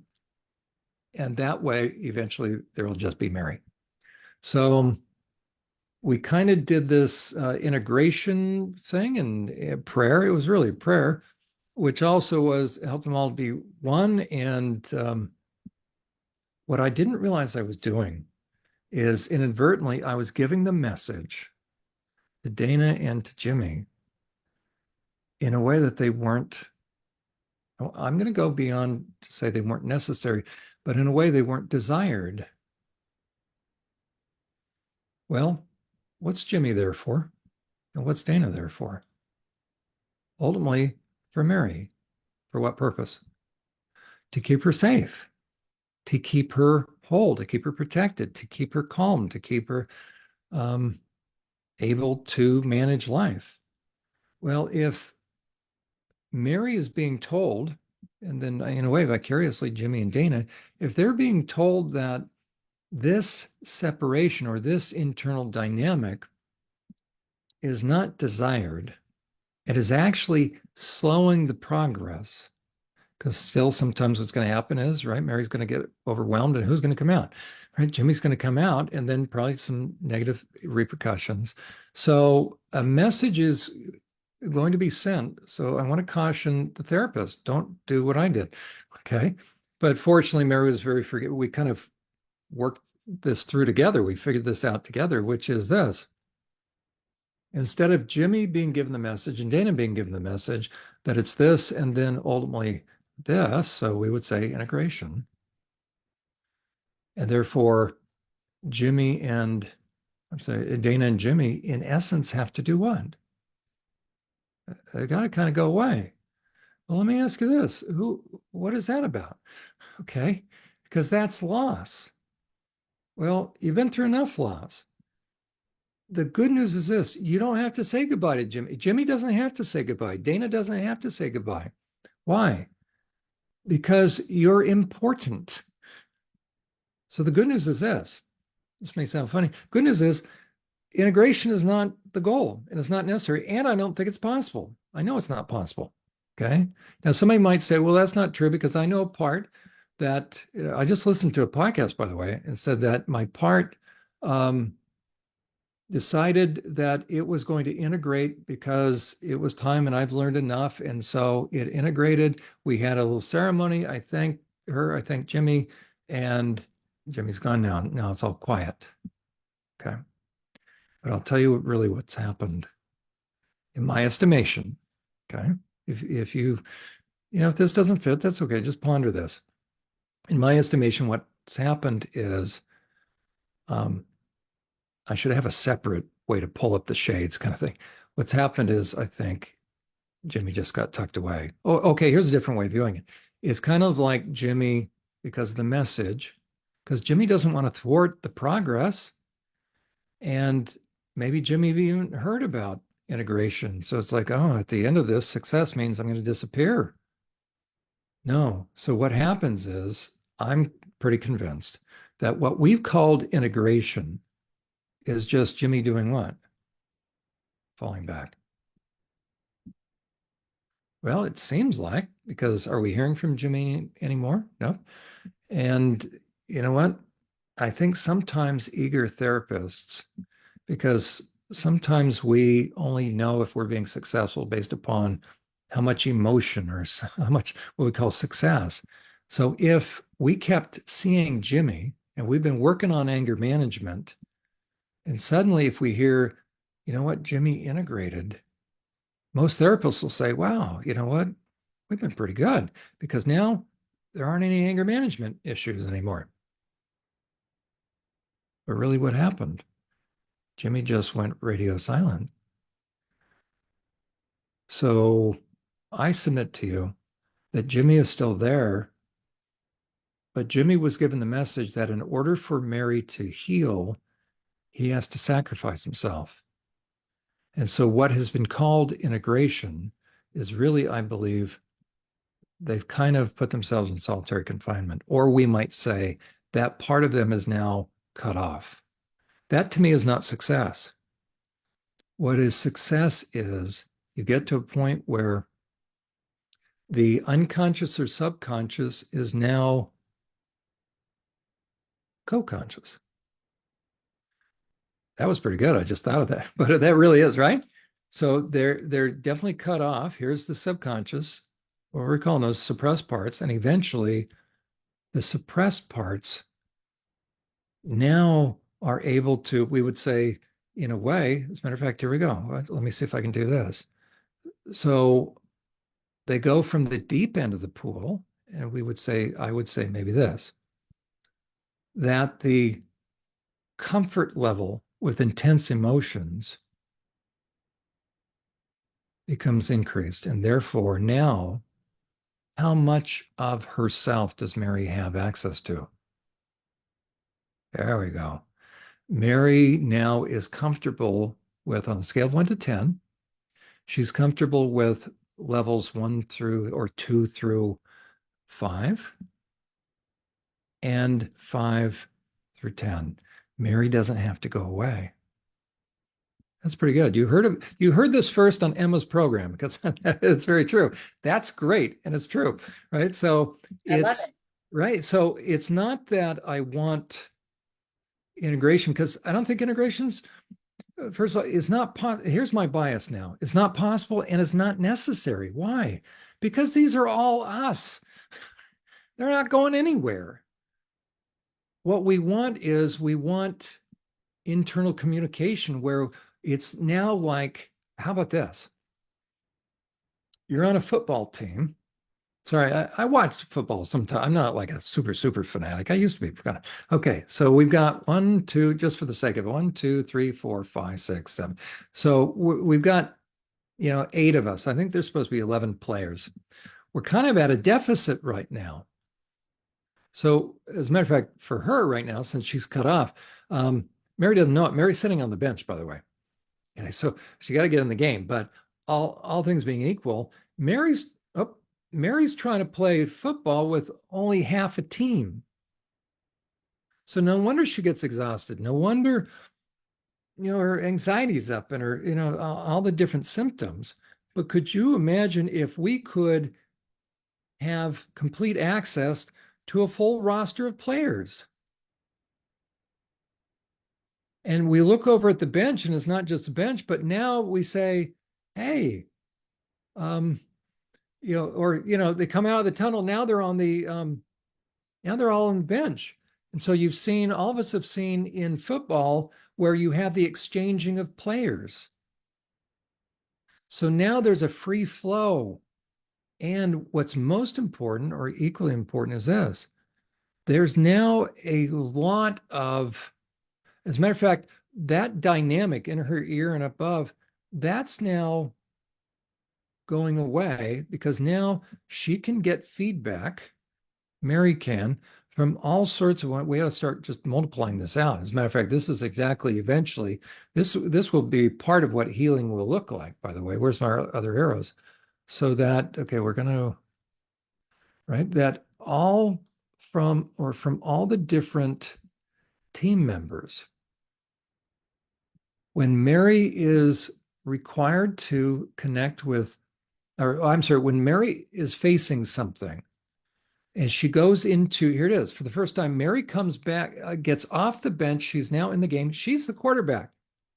Oh, this is a good one. Ready? I've never done this before. We're going to watch this. So Mary, in a split second, let's say mother-in-law, let's say somebody ticks her off, let's say somebody that's going to try to take advantage of her, in a split second, or something that she anticipates. So what Mary's going to do is this, in a split second of time. I've never drawn it like this, but this is so true. You're seeing it here first on Emma's program. Okay, so what am I starting to draw? Okay, I'm messing up my drawing, but this will be great. Okay, so if I can do this. Okay, so I'm going to draw kind of a circle. So think about football. Before each play, what do? They huddle up. So Mary's going to have a huddle. And in this case, if I could make a big circle, so we're not limited to 11 players, but what's going to happen is this. Mary has a decision to make, or Mary is having to confront something. And what's going to happen is this. Mary is going to find out from each part. It's really problem solving in split second. Mary's going to get input because Mary can only be one place one time. But all these parts around her know the lay of the field, what's going on in the field. So now, in a constructive way, so this is really what healing will look like. Okay, so instead of integration, which would mean everybody becomes, it really goes away, and there's only one left on the field. Wow, I can do that. Oh, look, okay. So, okay, we would say this. Mary's integrating. Let's see if Sally. Oh, wow, I didn't know I could do this. Okay, you guys are seeing it first. Okay, so if you think integration is the goal, what we're going to do is this. without knowing it, this is what we're going to call integration, right? Because now there's just Mary. Oh, no, it's stay over there. I didn't realize that. Okay, I had it set up. This is pretty good. So if you talk to a lot of therapists or you yourself, if you've seen movies or whatever, then in a way, the working definition is, oh, look, we're becoming more healed. We're becoming um, more one, okay? And therefore, Mary has fully integrated. Okay. That's a pretty good picture. Thank you very much, right? Now, we would move these out, but what I would say is this. Theoretically, if it's possible, I guess, but what's happened is this. Practically speaking, if you think this is the case, then how is Mary, how does she become uncompartmentalized? Because that has to do with trauma, okay? But it also means she doesn't have access to the full extent that she used to those aspects of her personality that were contained in that segment. So I submit to you that this is not only not possible, but we don't want this, okay? Because it's not possible, quite frankly, okay? So this would be what people call integration, okay? Now, what happens is this is going to be the reality, right? So everybody is still there, but everybody will now. So if I could draw, as it were, like a football huddle, so I'm just going to use a few of them, okay? That Mary comes in, she's going to run a play. So she has to do something at work. She has to, going to go to church, she's going to be around family, something. So she comes into the huddle and very quickly she's going to get feedback from each part, okay?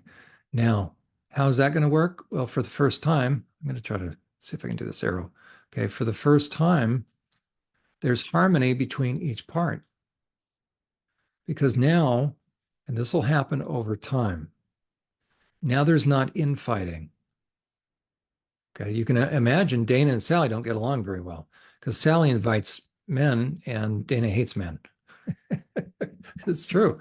And maybe Dana hates the denial stuff, right? Because Debbie, distractor denial, will get back together with mom for Mother's Day, and Dana hates that. So a lot of infighting, and so they tell each other, "Shut up, no," and they will try to override each other, right? So there's that internal. As a matter of fact, those of you that experience that, right, that's where a lot of the anxiety comes from. That's where the headaches come from, and all that. Okay, so the goal is not everybody being subsumed by Mary, because it's not possible. It is everybody working in harmony, giving feedback to Mary so that Mary can make the executive decisions. So she can call the right play. We could draw this, maybe like, I will. This will be worth it. And then I'll have to rearrange everybody, but, just go with this for a second. I'm going to draw a conference table in a boardroom in a company. Okay, so let's say we have all the officers, or we have the department heads of our company here. And I'll tell you right now where Mary is at the beginning of therapy. At the beginning of therapy, she's not even in the room. Okay, so we have, I don't know how many officers we have in this company, but pretend these are the department heads. Let's pretend it's a big company.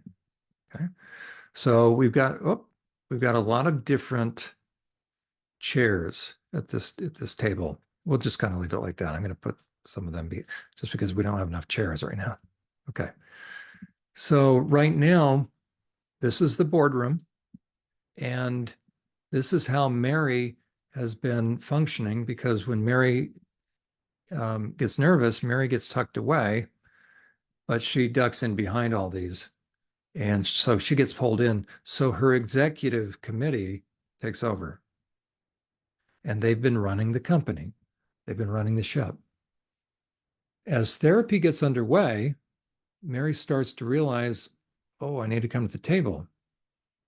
Because ultimately, she's the chief operating officer. She's the CEO. She's, we'll call it a CEO or chairman of the board.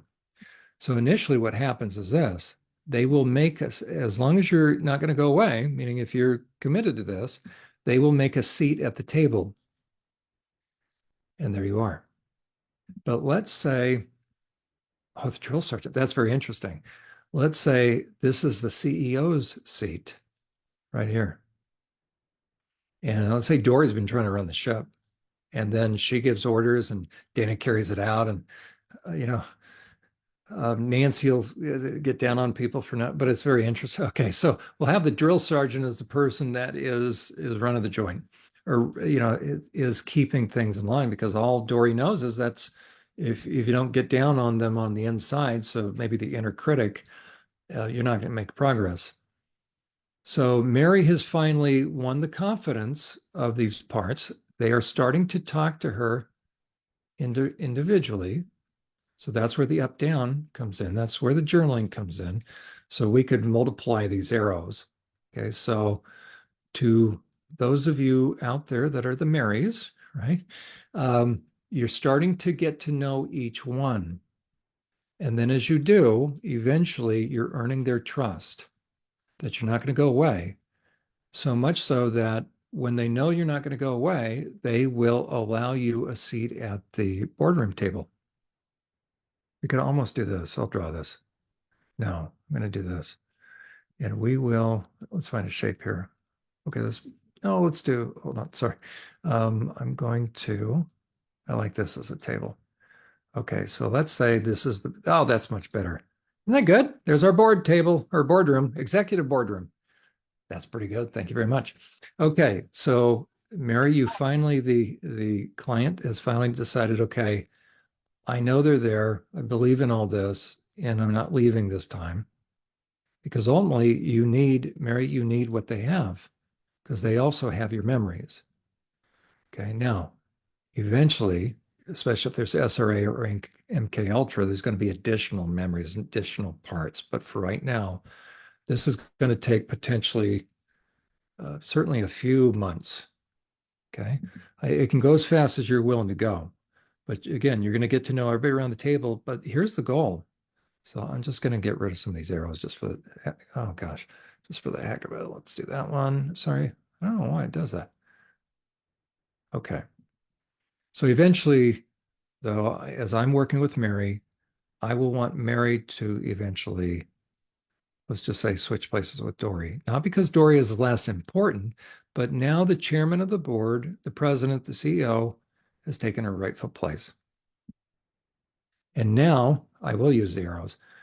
Now there is, as a matter of fact, let me though make them, can I do that? Where'd it go? Let's do white. There we go. So now there is free flow of information from one part to the next. Anyways, you probably know what I'm getting at here. Maybe we'll go front, bring forward. There we go. Okay. So now there is the free exchange of information that Mary is able to get. And eventually there's also order. So not everybody's talking all at once, because the respect between the parts is also starting to grow, because each part now knows that Mary is going to listen to them. So they don't have to shut each other down. They don't have to fight. They don't have to call each other names, right? So everything's going to begin to settle down in terms of the internal chaos. Trust me, there's still a lot, because eventually you're going to start to uncover memories. Okay. That's hard enough without the internal fighting. So the reason why the step is, you're going to risk believing that you're not crazy, that this actually goes on. And then you have an additional layer, and that additional layer has the intense emotions. So my goal with Mary will be to help her understand, yep, she has parts, to begin that straightforward communication with them, then also to begin to realize, okay, there's deeper parts, and she has to be okay. But the tricky thing is this, these deeper parts, let's say it was Sally here, whenever Sally or wherever I bet we can get, there we go. What's happened whenever Jimmy has come out? I mean, Dana's one thing, but whenever Jimmy's come out. So we're having to reframe for Mary the role of the unconscious parts because they are more intense. So ultimately, that's going to require Mary beginning to become educated on her own emotions, knowing that intense emotions are okay. Now, in anticipation of the next episode that Emma and I do, okay, you can kind of then sense, or hopefully, or my hunch is, when I said you're going to have to start to be okay with, or part of the goal will be starting to be okay with intense emotions. As that is being accomplished, other parts, of course, are noticing because they can see from their level up. They know that this is starting to happen. They know that there's order that's starting to take place. They know that Mary is starting to get to know each of these. So now, in a way, this is where it will start to, you're going to have lulls. It'll get better and then it'll get worse. But this is sort of what you want. It's going to get worse before it's going to get better in this sense. Because order is taking place, because Mary is starting to get to know them, and because the sound of the therapist's voice, and not just the sound, but the relationship, the trust that's being built, is starting to sink down on a deeper level, because damage was done through relationship, healing will come through relationship. What will happen is, as good work is taking place and things are starting to become a little more organized and anxiety, depression is starting to decrease, then what will happen is, for those that have experienced sadistic stuff, that the nature of the therapeutic relationship and the progress they've seen will by nature start to cause truth to start to rise. And so what's going to happen is, eventually, as the relationship with Mary and her parts is starting to become solidified, those deep parts are going to start to gain hope. And inevitably, what will happen is, like a little football player, we'll call her Tina. Tina is going to be able to, when they're distracted, or in a way, they start to, I don't want to say drop their guard. That's not the correct way to put it, but maybe when they weren't as hypervigilant, that's a good way to put it. All of a sudden, Tina was able to do what? Because Tina has been, for the longest time, she may have been locked up in a closet, so to speak. She may have been in the dark. She also sees what's happening to some other parts, really that core person. And so Tina sees that the permafrost is starting to melt. There's starting to be hope. They've never seen this level of cooperation, and it means that Mary is starting to believe. And what happens?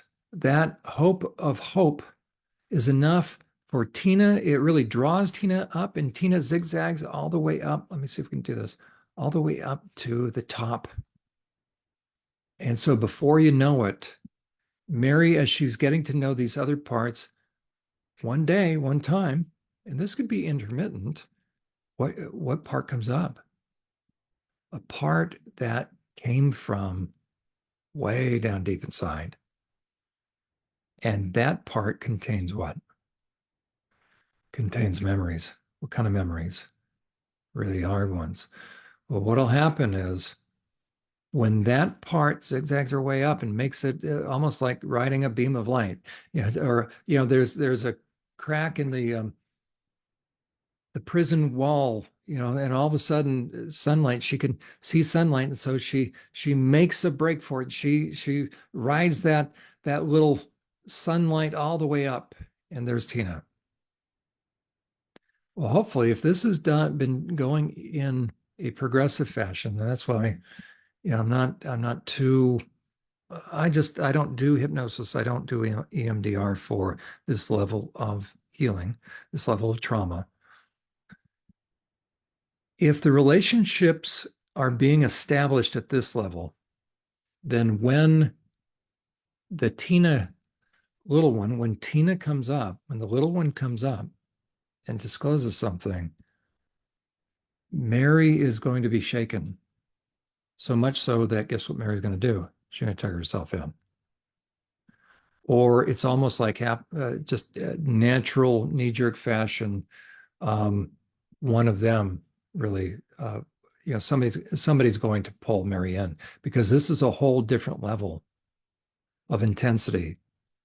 And it's going to be disruptive in a way, in this sense that everything was starting to become organized. So you see that it's going to start to get better. And then all of a sudden, if you went through something, then with enough time, enough diligence as far as getting to know everybody, then when a little childlike part comes up and discloses something, the reason why you've wanted to methodically establish communication and understanding and relationship and rapport is so that it doesn't go 100% crazy, because they're going to go into damage control mode.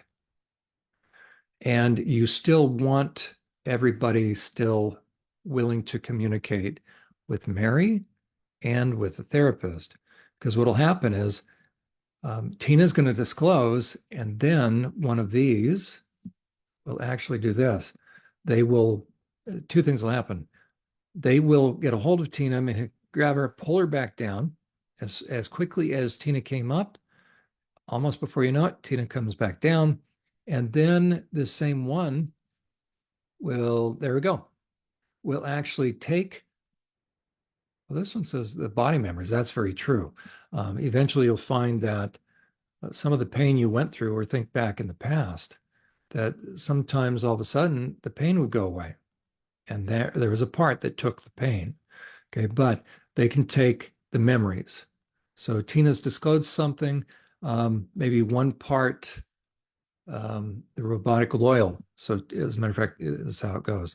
So Tina comes up, right? There's been work now, good stuff is being accomplished among the internal system at this level. And all of a sudden Tina comes up. Well, that wasn't part of the deal. I mean, that's a whole different ballgame, because they don't really remember the ritualistic abuse. Okay. So what'll happen is somebody grabs Tina, and together they pull Tina back, like, what are you doing? Get back here. So Tina, in a way, disappears as quickly as she appeared. But now we have, the truth is out there. So what'll happen? Mary started to hear it. So a part will come and, in a way, take the memory away. That, by the way, is why I'm not in favor of hypnosis or EMDR. Let's say hypnosis. Because I think EMDR, I just think it can trigger stuff because your eyes are moving back and forth in it, right? I've taken a course on it. I just don't see anything productive. It's also, how many of these kids were tortured and drugged and put on spinning wheels and seen strobe lights, and I just think it's too similar. I just think it's too similar to what they went through. But as far as hypnosis, okay, if hypnosis works, I'll tell you what's going to happen. Yep, here comes a part that's going to, let me see if I can, that's going to, it'll work. Okay, so Tina comes up in short order, discloses. But I'll tell you the thing that hypnosis brings Tina up, let's say. But because these parts are not on board, what's going to happen? Yep, grabs a memory, takes it down. You're going to be in an endless loop unless and until, as far as a therapist, I'll talk to the therapist for a moment, unless you as a therapist do this methodically, and eventually guess who you're going to have to get to know. Okay. You're going to have to get to know these parts. Now, Tina will still come up. Important information will come your way. You write that down. You keep that to yourself, because you'll get a sense of then what poor Mary went through.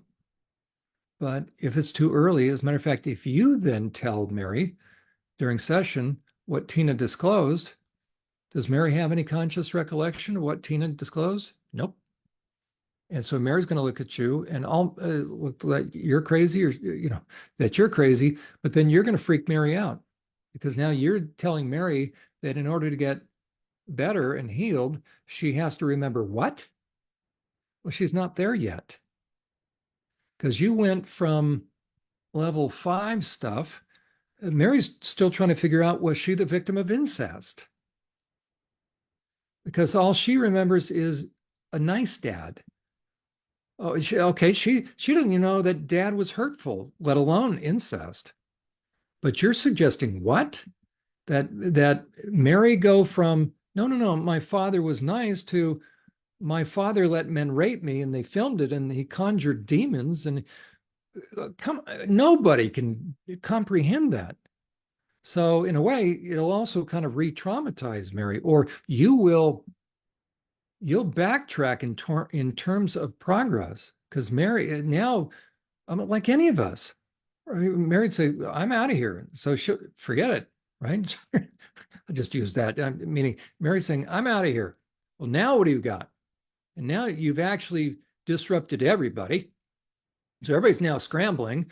What started to be a boardroom, started to be a huddle, started to be organized. Now everybody's running around. And I'll tell you what, there's going to be a couple of them because let's say we're going to put Mary right there. Mary says, "I'm out of here." Okay, I'll tell you what you're going to do. So we ain't got any harmony anymore, right? And now everybody's just running around like crazy. And it goes back to the pecking order, it goes back to the way it was. And who are the ones that are really going to be most pronounced that the therapist is going to have to deal with? I'll tell you one, right? You're going to end up as a therapist dealing with this end of the continuum. And if something was disclosed, I'll tell you what, because they had to come out and take it, and you might even meet one quickly. Guess what you started to now dislodge because this level is there to keep everything together, really, this level and this level separate. They have to make sure no information crosses this barrier. Well, it did. So what do you think happened? Man, sirens went off, so to speak, and everybody's now in operational mode because this is the level that was threatened, right? Who was threatened? The core person was threatened. All of these, if I can, right? All of these really are double protective of this person, but at the same time they've got mixed emotions, and that can all be clarified. So if Tina came up, now what you want is for Tina to come up, but if you force it too soon, right, then what happens is everybody goes into damage control mode, and what happens? You're going to have some that will now have to target Tina with what? Potentially death. Well, if Tina dies, ultimately, what are we talking about? So if I'm going to make up a name, but let's say the persecutorial part was Baal. Right? Some of you that would ring a bell, right? Or we could say Willard. There's a movie about that, but it's a whatever name.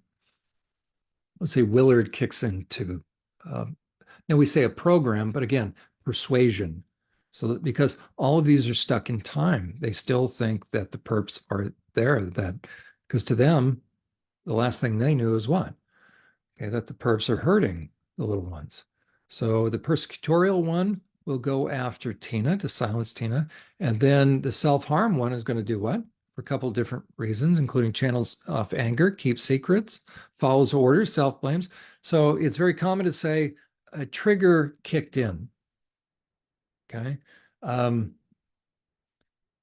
again, it's not so much a trigger. What is the program? Okay. I want to reframe that. Okay. It's not a program. Now, I know that's what you're familiar with. It's kicking into gear the belief system of these parts that became persuaded, meaning they just know that they know that they know. So it's not so much programming, again, because programming is like somebody sat down at the keyboard of a computer. Well, how are you supposed to deal with that? That means you're not in control. or something has happened, was placed upon you, kind of like curses and things like that. Okay, these are not true. Okay, what's happened is this, right? Somebody can run their mouth all they want. They can curse me all day long. I'm not even worried about it. Proverbs says an undeserved curse, and you say, aha, there is curse. No, only God can curse. Okay, what it means is this, right? The occult believes that they have power to run their mouths, cast spells. Okay, they can do that, but there's no power in that. Only God has power of the spoken word. But if I believe it, now I'm giving them power. So, for instance, okay, this I might as well say this: houses aren't haunted, by the way. No, what? Because you think it's haunted. Guess what's going to be there? Yeah, demonic activity, because they know you believe in demons. But what? Satan haunted a house, and Jesus had to go to that house, and no. Okay, so the question is this: who is more powerful? Okay.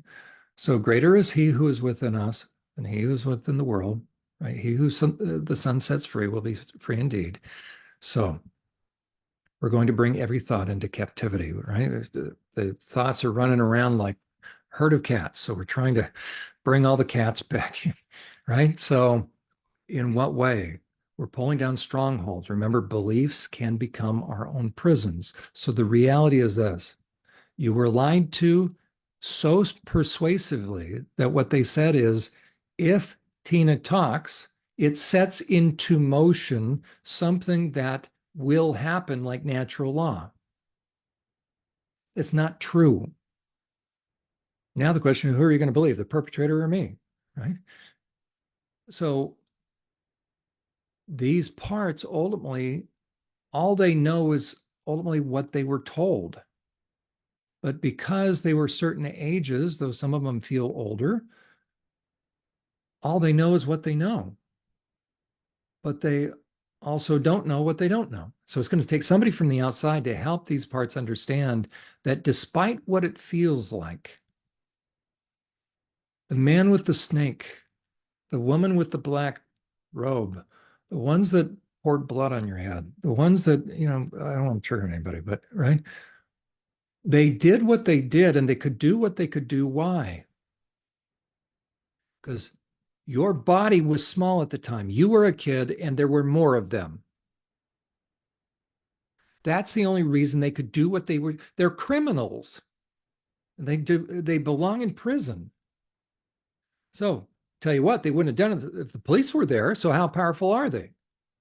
Okay, so it's really important to know that when you get triggered at this level, when these parts get triggered, they're going to still be very dutiful. Okay, right there, dutiful, but they're operating on really the Stockholm syndrome in a way, right? That mixed emotion because of the intensity.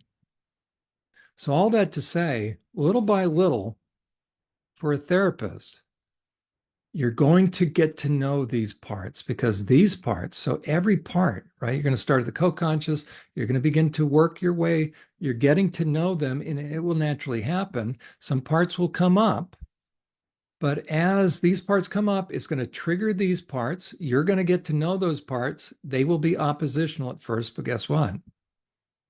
So was Jimmy initially to you, to a therapist. Jimmy was not user-friendly. Why? Right? Because as far as Jimmy's perspective, if what's being proposed is successful, then all hell's going to break loose. So we are casting out falsehoods. We're pulling down those strongholds, which is another word for prisons, false beliefs, false teaching, and we're getting rid of fear. If perfect love casts out all fear, then guess what? None of these really love, right? Loyalty, what's loyalty without love? It's just slavery. So we are beginning little by little, and the whole process of therapy is about letting truth do its work. So I, as a therapist, don't need to force it. I just facilitate it. The hard work is for Mary, for the client, to begin to risk believing that these different levels are true, and that little by little she can do it, because if in fact she lived through it, what she starts to remember if she actually lived through it, then she can remember it.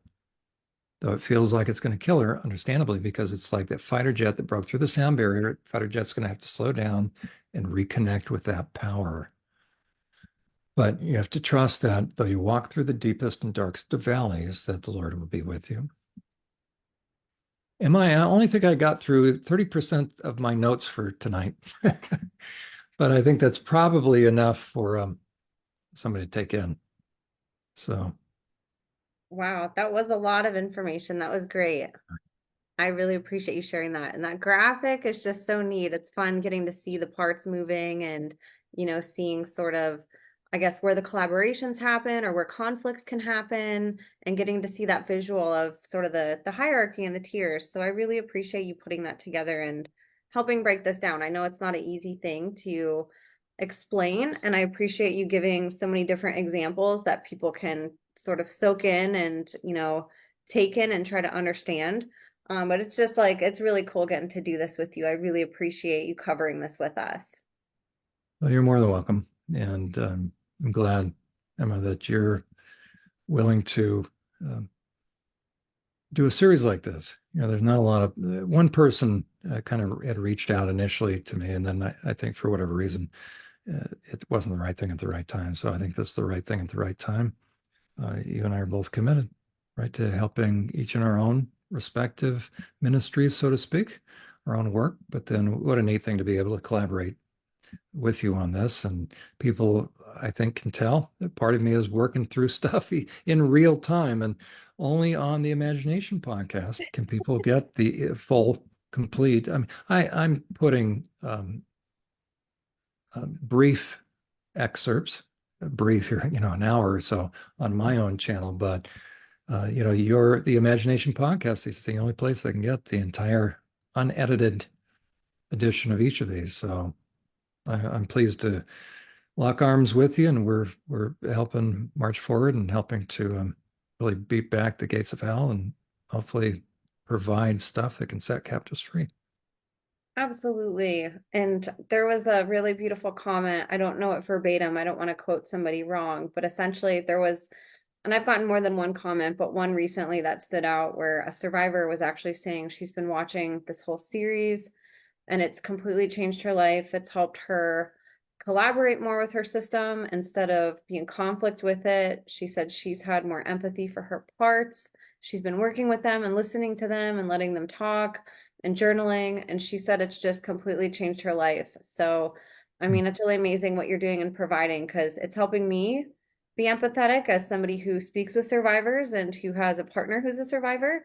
It's helping me gain a deeper understanding of the work that I'm doing. And I know the people on the other side really appreciate you too, that are either in my shoes and curious to learn, in your shoes and weren't taught this in school, and want to help, or if it's an actual survivor who's like, oh my gosh, I just discovered I have a system. What is it? What are these parts? Like, how do I work with this? And it's really neat to see it broken down this way because I think in a way, it's providing empathy for everybody on every level, and we're all able to look at these wounded warriors and, weep with them and, be able to see the humanity in them and what was done to them, and then also be able to understand, the result of that and how actually beautiful and, incredible the human body is in its own protective mechanisms and what it's capable of doing when it's trying to protect us, and I just appreciate you being able to share that with us because yeah, like how you said, you can go try to research this stuff. And of course, there's like little bits and pieces, and you can find an interview here and there, somebody speaking out. But I mean, there's really not a lot of people doing what you're doing, John. It's really, you're pioneering a lot in your field and being brave enough to talk about this. So of course, it's my honor to have you on. I think you're incredible, and I think it's just awesome that you've been so vocal about this and that you've been just such a warrior for these survivors and, and whistleblowers who are so suppressed, who weren't believed a lot of times with, people in your field, and your help giving them a voice and help normalizing it in your field and just validating their experiences. So thank you for coming on. Well, it's my pleasure, and we'll just continue methodically, right, working We our will way through the continue. system and hopefully get everybody on the same page. That's my little pun there, getting all the parts. So, but it's my privilege. Emma, thank you. Absolutely. Well, let's let people know where they can find you because you have a plethora of places that you are at online on top of doing, working with clients all day and then working with group setting clients. You're also podcasting and you have multiple websites and podcasts. So let's plug all of the places that people can find you so they can go support you more. Well, I appreciate it. Again, a couple different places, survivorsupport.net. That's the primary website. I have had a couple people reach out to me asking if I do therapy, and I still do have openings. So if somebody would like to, you can reach out to me. There's a contact page, and then you can also schedule. There's the pricing for the initial schedule. If somebody wants additional consultation beyond that, we have a sliding fee scale. I do have somebody that I'm very appreciative of. She said, "No, John, I'm going to keep paying this full fee because I want you to be able to help others." I give about $25,000 worth of free counseling away every year because a single session doesn't cut it, but a lot of survivors don't have a lot of money. So, and if anybody wants to donate, you can donate. So on the site, again, I recommend how to use this. It is to be a resource, or it is a resource for survivors. Just move from left to right. The podcast is, that's the repository of my Friday night program. You can see the link right there. Currently doing a series on forgiveness, what it is versus what it is not, and emphasis on what it is not. If ever there's something that'll keep a survivor stuck, it is the belief that you have to forgive somebody no matter what. That is not true. Right now, we're almost up to about 30 programs. That's about 30 hours worth. It'll probably be a total of about 50. Being very careful how I dissect this. So start with number one and work your way through. The rest on that page is the issue of boundaries. So that's the that site. Then there's churchprotect.org, and that's sort of my training site. It has a little more clinical stuff. And then I use that as a repository for my current postings. I call them soundbite curriculum, really to prompt thought. So under the Insights tab, if anybody wants to see what I do online, primarily on Twitter, I just don't have the time really to go elsewhere. I'm on MeWe, I'm on Facebook, but I just, there's only so much time in a day. Correct. So you can go on there and see what I've posted. Oftentimes, I use that for educational purposes. This month, I was doing some of the debating back and forth. So if you, it's one of those things, don't try this at home, but if you want to see how these perps and perp apologists can be unmasked, I will do threads. So I'll capture the threads by screenshots, and so you can kind of follow along with that. The other site is unmaskingthetransmovement.com. And you think, wait a second, hold on, we got Survivor Support, Church Protect, what is this? I'm very concerned about, thus was launched between myself and a couple other good folks. Our producer, Brad Wilder, who recently had a heart attack. All my sites, by the way, 100% donated time. So Brad is wonderful. He's a 40-year media person. So Brad helps me produce it. So he's just a great guy. He's a hockey coach. He's from Canada, but he has a burden for kids. He has a daughter who I think is now last year of high school, but he's just been impacted by this stuff. So we look at, if you want to find out why you should be concerned about the trans movement, that's what this is all about. The same videos are then linked to, so you can see under the episodes, but then right there on YouTube. We also have Rumble and BitChute, but I can only focus on, Brad tries to keep up on that end. So here are our episodes. You can see, actually I have to put another one with Pierre Barnes, we just did. He really looks at the books, the deviant books that are in schools. But Uta Hagen, who was married to one of those deviant cross-dressing guys that claim to be AGP deviant guys. So an unfaithful husband, we just looked at Debbie Hayden, well, really Mr. David Debbie Hayden. So that's our part 1 and part 2 of that. But I think we've just finished episode 27. So there's part 1 and part 2 of the majority of all those. So I'm sorry, 72. So we have 72 separate episodes. So multiply that by 2, and that's how many episodes? 140, whatever, 44.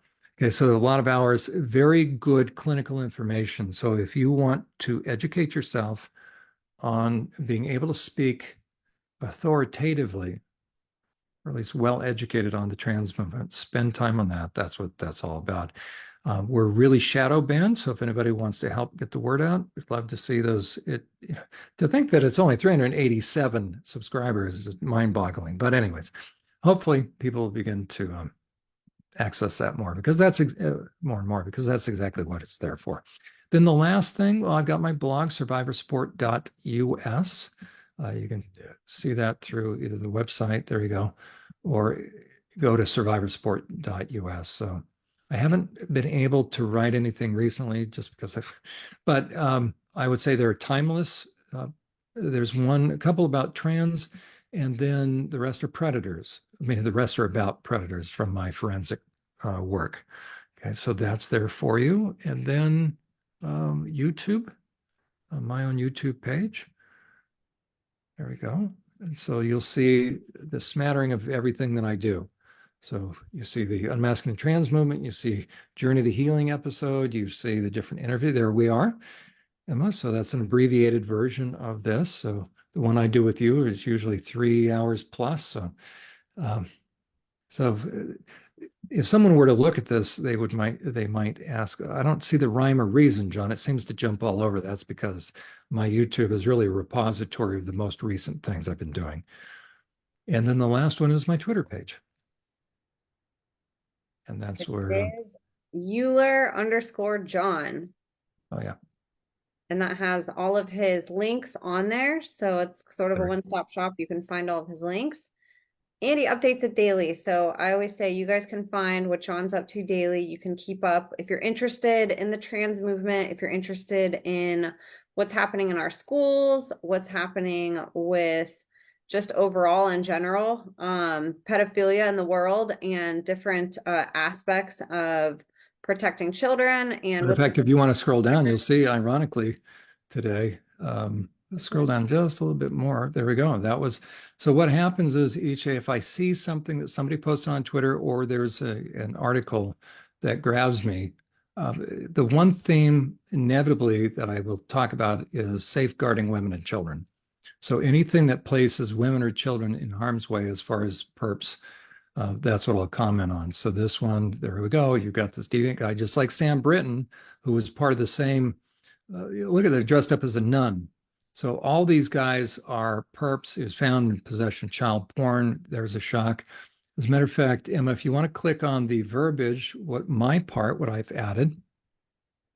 No, right there. Now I'll show you what I also do, just so the audience can see, is then after clicking on it, you can scroll down and you'll see the thread. So what I try to do is then provide in one place. So you can see these are different videos that are on my site, but or other additional articles. And so I try to create, as it were, a thread of about 8 or 9 articles.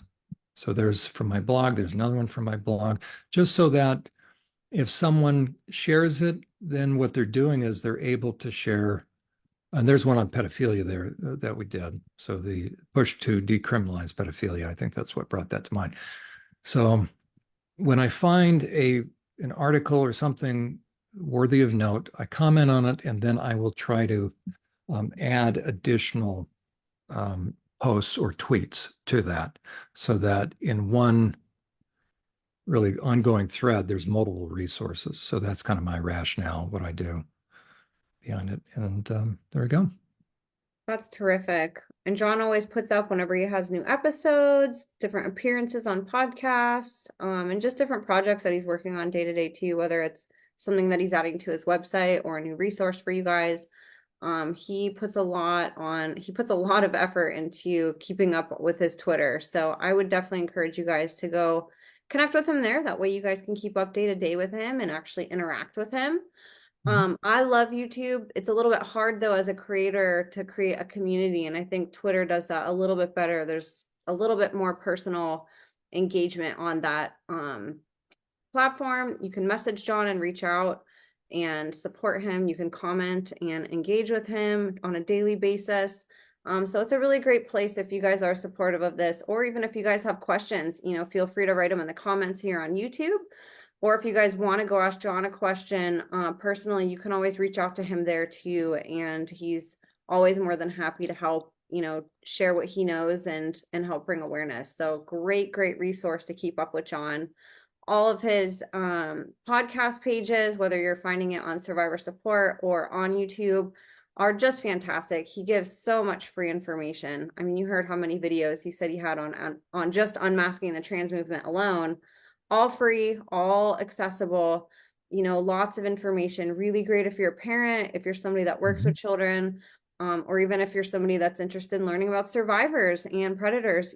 This all ties in, you guys. It's not a political issue, it's a child issue, and we have to be able to separate that and look at it for what it is, and realize that regardless of where you stand on a political scale or anything like that, we need to put that stuff aside and come together for the kids and learn about all the different ways, whatever side, whatever wherever you're at, there's things, there's wars being waged against our kids left and right, and we all need to be aware of that, regardless of our beliefs on what propaganda and what the media tells us to pick a side on. We need to be on the side of the children at the end of the day, regardless. Same thing with his regular podcast at John K. Uhler LPC. Like he said, everything that he does, whether it's interviews with other people, stuff that he's doing with survivor support, or unmasking the trans movement, it's really a one-stop shop for you guys to see all the different videos that he does. Really, really fantastic resource. So please go subscribe to him, you guys. Like he said, he's really shadow banned, so every subscribe and every watch, it really matters. And if you guys can share this too, if you guys know of parents or people who would be interested, these are just fantastic resources that you guys can easily send to people too. And there's hours and hours and hours and hours of content. Forgiveness, boundaries, all of those things. I get asked those questions all the time. John is pouring his heart into just making hours of videos for you guys. So go look at that. I think a lot of this stuff's really helpful for healing, and that's ultimately at the end of the day what John's mission is to help heal our wounded warriors and to help provide easy and accessible information for helpers to be better at helping, so if you're a therapist too, or if you're a helper in any way, really great resources for you guys to learn about survivors. And if you are a survivor, awesome resource to learn about yourself and, to get questions answered about therapy. So please go follow and support John. I'm going to have all of his links in the show notes. I will have all of his information there, so you guys can just go in the show notes and just click. All of his links light up as hyperlinks, so please go support him. Really, really appreciate if you guys would do that. And John, is there anything else that you wanted to add? Well, it's probably been enough tonight. So yeah, I look forward to continuing. We'll continue. What can people anticipate? We're going to continue looking at as we make our transition. We'll probably look at, okay, how do we start facilitating at the unconscious level? How do we start to do that cross facilitation once we get to know the parts and they start to trust us? How do we begin to help bring a little order out of the internal chaos before we then transition into the firefighter level, as IFS calls it, more the repressed level? How do we start to do that? And that's when it can get really intense, right? When that firefighter level starts to be engaged. But there's a way you can methodically work through it, and we'll do that. Well, I'm definitely looking forward to that. I know everybody else is too. We have, a John Uhler following. A lot of people look forward to these weekly episodes. So we're really excited to keep doing this with you, John, and grateful to have you here again. Thank you so much again for putting all the work that you're doing into these presentations and into these graphics and all the notes that you take and that you follow. It's a blessing to get to learn from you and to have your wealth of knowledge from literally decades of researching this and working with patients and clients. So just really appreciative of you, John. And you guys, I know all of you guys are really appreciative. So please do me a favor, share this episode. Like, we don't ask for anything from you guys except to just help us. You know, if you guys could just share, that's a huge payment from you guys. You know, not everything has to be a financial donation to help. Just even sharing this with somebody is a huge, huge priceless payment for us, you know, to help boost our videos and the algorithm, and most importantly, to help bring awareness to something that John and I are both working really hard on. So if there's ways that you guys can help us with that, share it with one person every time that you guys watch. If you guys could do that, that's a huge help. Go subscribe to all of John's YouTube pages. Go follow him. Go watch all of his videos on survivorsupport.net. I'll have all my notes in the show notes too, you guys. It's such a blessing to have all of your guys' support. It really warms my heart how much you guys just support and go so hard for survivors and for people helping them like John. You know, that's what we need to do, is be their army and stand behind them and validate them, you know, and we're really lucky to have therapists and professionals like John, who are the rarities, willing to step out and be on the forefront, helping educate us. So please go support him again, you guys. God bless you all. Thank you so much for tuning in, and we'll see you next time.